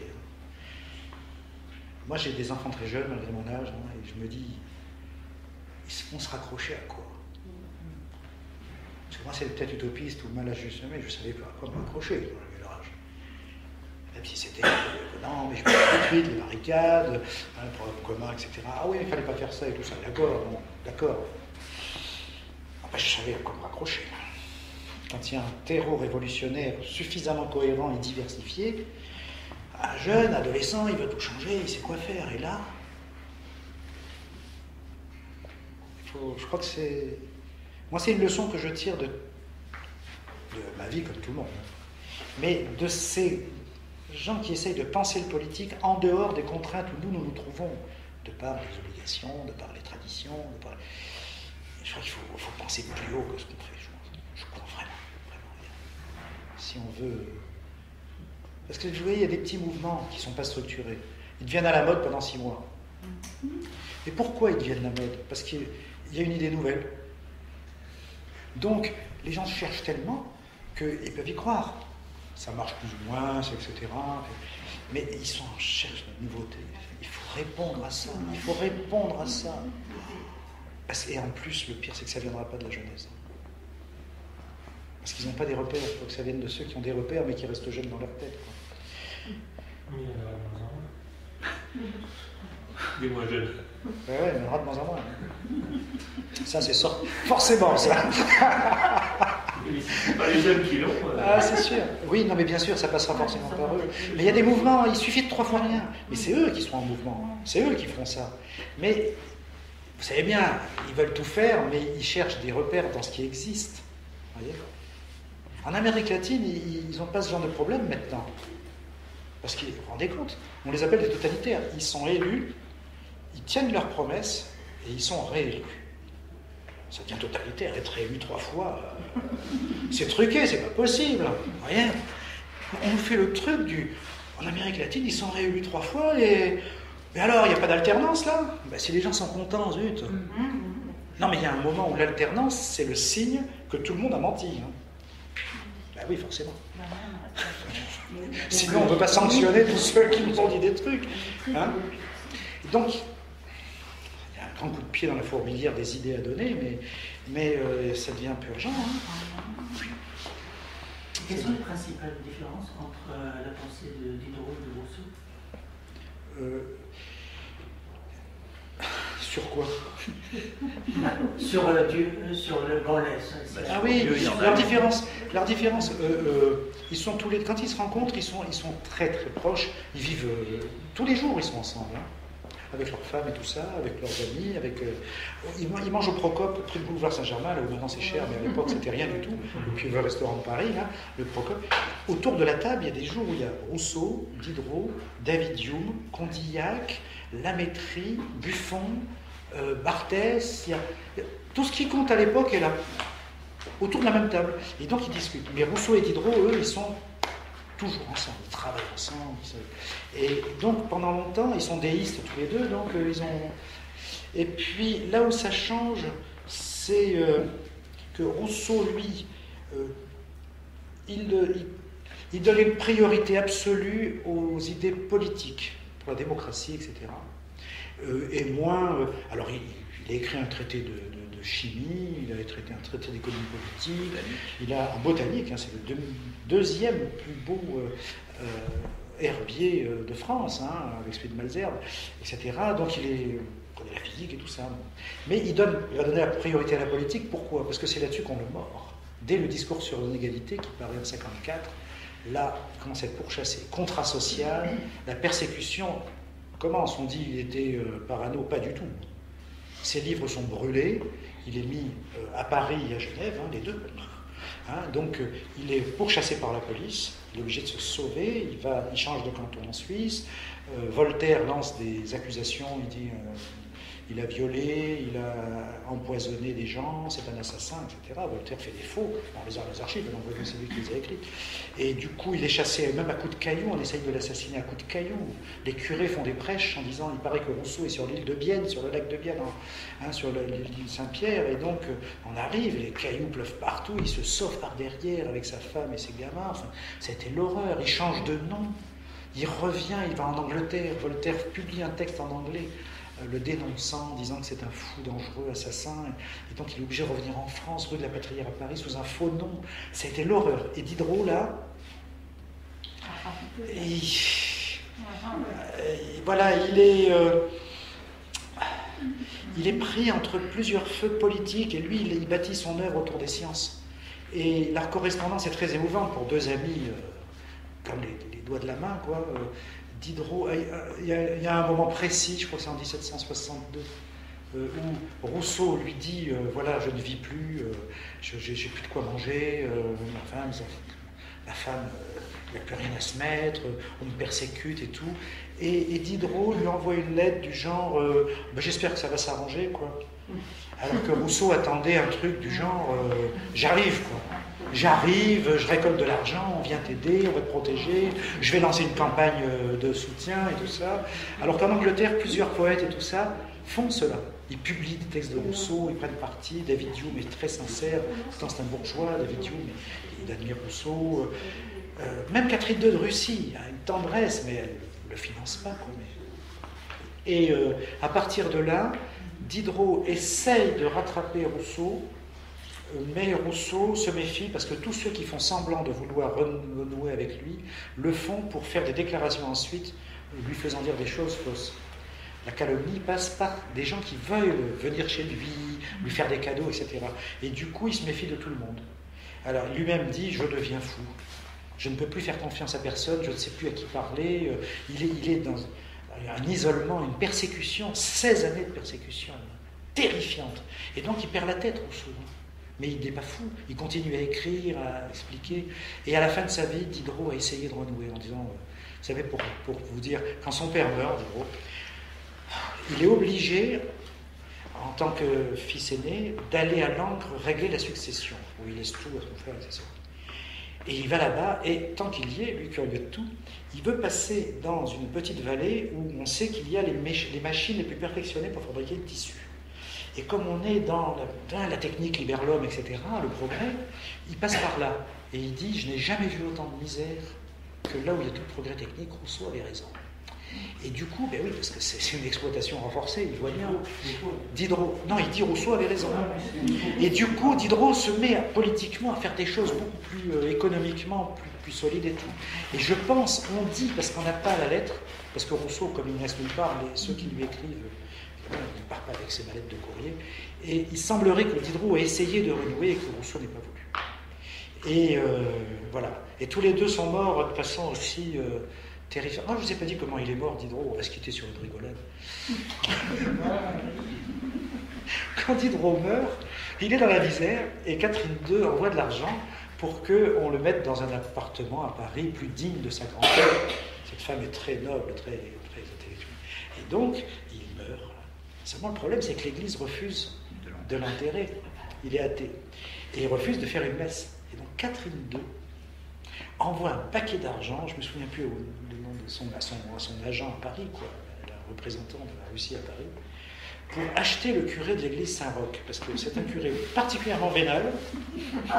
Si on le paye, il fait tout ce qu'on demande. Donc, l'argent de Catherine II arrive à ce curé de l'église Saint-Roch, et le gars lui dit, non, on ne veut pas seulement que vous l'enterriez, que vous fassiez une messe, on veut que ce soit en grande pompe avec plein d'évêques, etc. Et du coup, le mec, il achète des membres du clergé, alors en plus avoir des chants, etc. Alors tous ses amis qui sont autour n'en reviennent pas.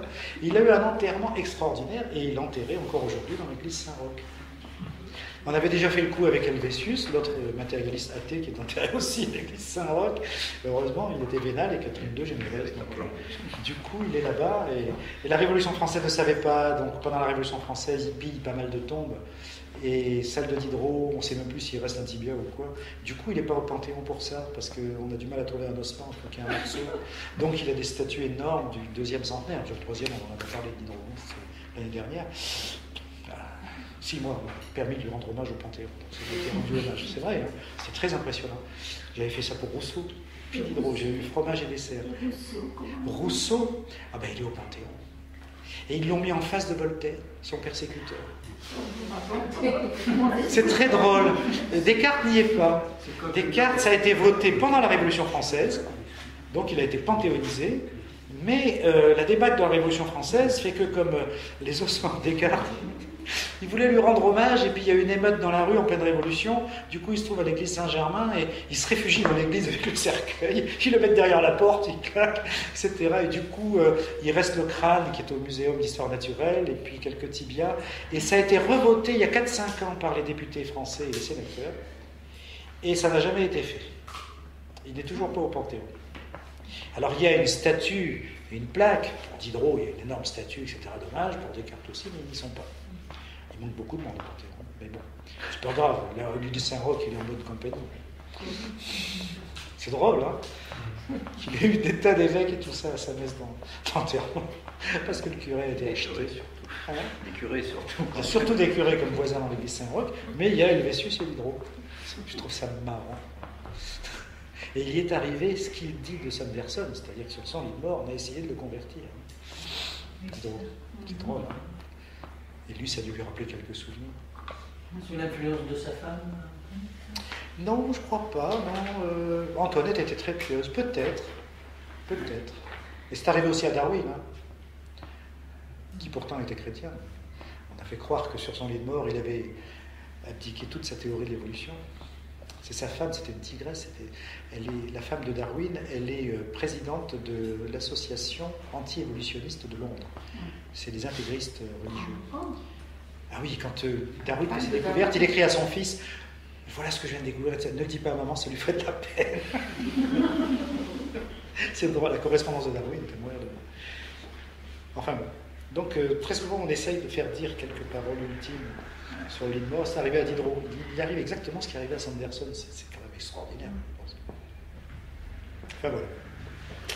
Diderot, Rousseau. Mais fondamentalement, je pense que ce sont les deux géants du XVIIIe siècle. Rousseau est resté théiste toujours, il croit en Dieu, un Dieu, mais lui c'est pas tellement le Dieu horloger, enfin de Newton, etc. C'est un Dieu amour, lui il pense ça donne sens à sa vie, c'est sa sensibilité, ça l'aide à vivre, mais il est aussi contre l'Église, parce que l'Église a commencé à tirer en premier. Hein, mais je pense que Rousseau c'est le plus grand penseur politique au XVIIIe siècle, c'est vraiment le penseur. Tous les autres sont des nains à côté, quand on lit les autres, même Montesquieu et tout. Une fois qu'on a lu Rousseau. Et Diderot, c'est celui qui pense l'univers d'une façon pré-scientifique, etc. Mais tous les deux, ils ont en commun aussi des gens qui écrivent d'une façon merveilleuse. Qu'est-ce qu'ils écrivent bien. Quand on lit, moi j'aime bien mes élèves quand je fais cours, on n'a pas le temps parce qu'on discute là. Lire une page de Diderot ou de Rousseau, c'est en quelques lignes. C'est pas du Michel Onfray.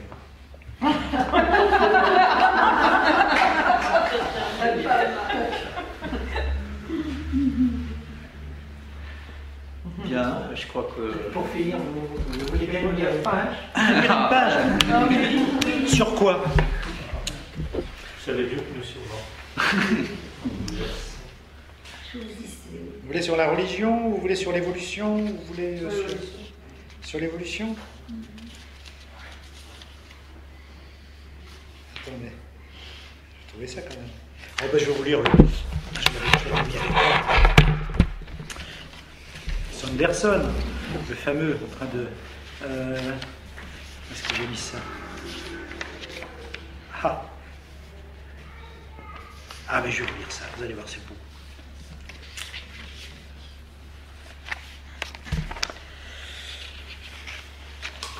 C'est très trop long. Alors, j'avais dit le début tout à l'heure. Je conjecture donc que dans le commencement où la matière en fermentation faisait éclore l'univers, mes semblables étaient fort communs. Mais pourquoi n'assurais-je pas des mondes ce que je crois des animaux? Combien de mondes estropiés, manqués, se sont dissipés, se reforment et se dissipent peut-être à chaque instant dans des espaces éloignés où je ne touche point et où vous ne voyez pas, mais où le mouvement continue et continuera de combiner des amas de matière, jusqu'à ce qu'ils aient obtenu quelque arrangement dans lequel ils puissent persévérer. Qu'est-ce que ce monde, monsieur Holmes? Un composé sujet à des révolutions, qui toutes indiquent une tendance continuelle à la destruction, une succession rapide d'êtres qui s'entresuivent, se poussent et disparaissent, une symétrie passagère, un ordre momentané. Je vous reprochais tout à l'heure d'estimer la perfection des choses par votre capacité, et je pourrais vous accuser ici d'en mesurer la durée sur celle de vos jours. Vous jugez de l'existence successive du monde comme la mouche éphémère de la vôtre. Le monde est éternel pour vous, comme vous êtes éternel pour l'être qui ne vit qu'un instant. Encore l'insecte est-il plus raisonnable que vous? Quelle suite prodigieuse de générations, d'éphémères, atteste votre éternité? Quelle tradition immense! Cependant, nous passerons tous. sans qu'on puisse assigner ni l'étendue réelle que nous occupions, ni le temps précis que nous aurons duré.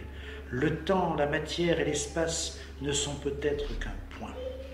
Vous vous rendez compte? Allez, un petit texte encore, si vous voulez. Non, parce que j'y pense tout d'un coup. C'est marrant. Voilà ce que Auroux dit au fameux prêtre dans le supplément au voyage de Bougainville, entre autres. Je ne sais ce que c'est que la chose que tu appelles religion, mais je ne puis qu'en penser mal, puisqu'elle t'empêche de goûter un plaisir innocent auquel nature, la souveraine maîtresse, nous invite tous, de donner l'existence à un de tes semblables, de rendre un service que le père, la mère, les enfants te demandent, de t'acquitter envers un autre qui t'a fait un bon accueil, d'enrichir une nation en l'accroissant d'un sujet de plus. Je ne sais ce que c'est que la chose que tu appelles État, mais ton premier devoir est d'être homme et d'être reconnaissant. Je ne te propose pas de porter dans ton pays les mœurs d'Auroux, mais Auroux, ton hôte et ton ami, te supplie de te prêter aux mœurs de Tahiti. Les mœurs de Tahiti sont-elles meilleures ou plus mauvaises que les vôtres? Il ne faut pas confondre l'immoralité et l'irreligion. Voilà. Publicité pour la lecture de l'Hydro.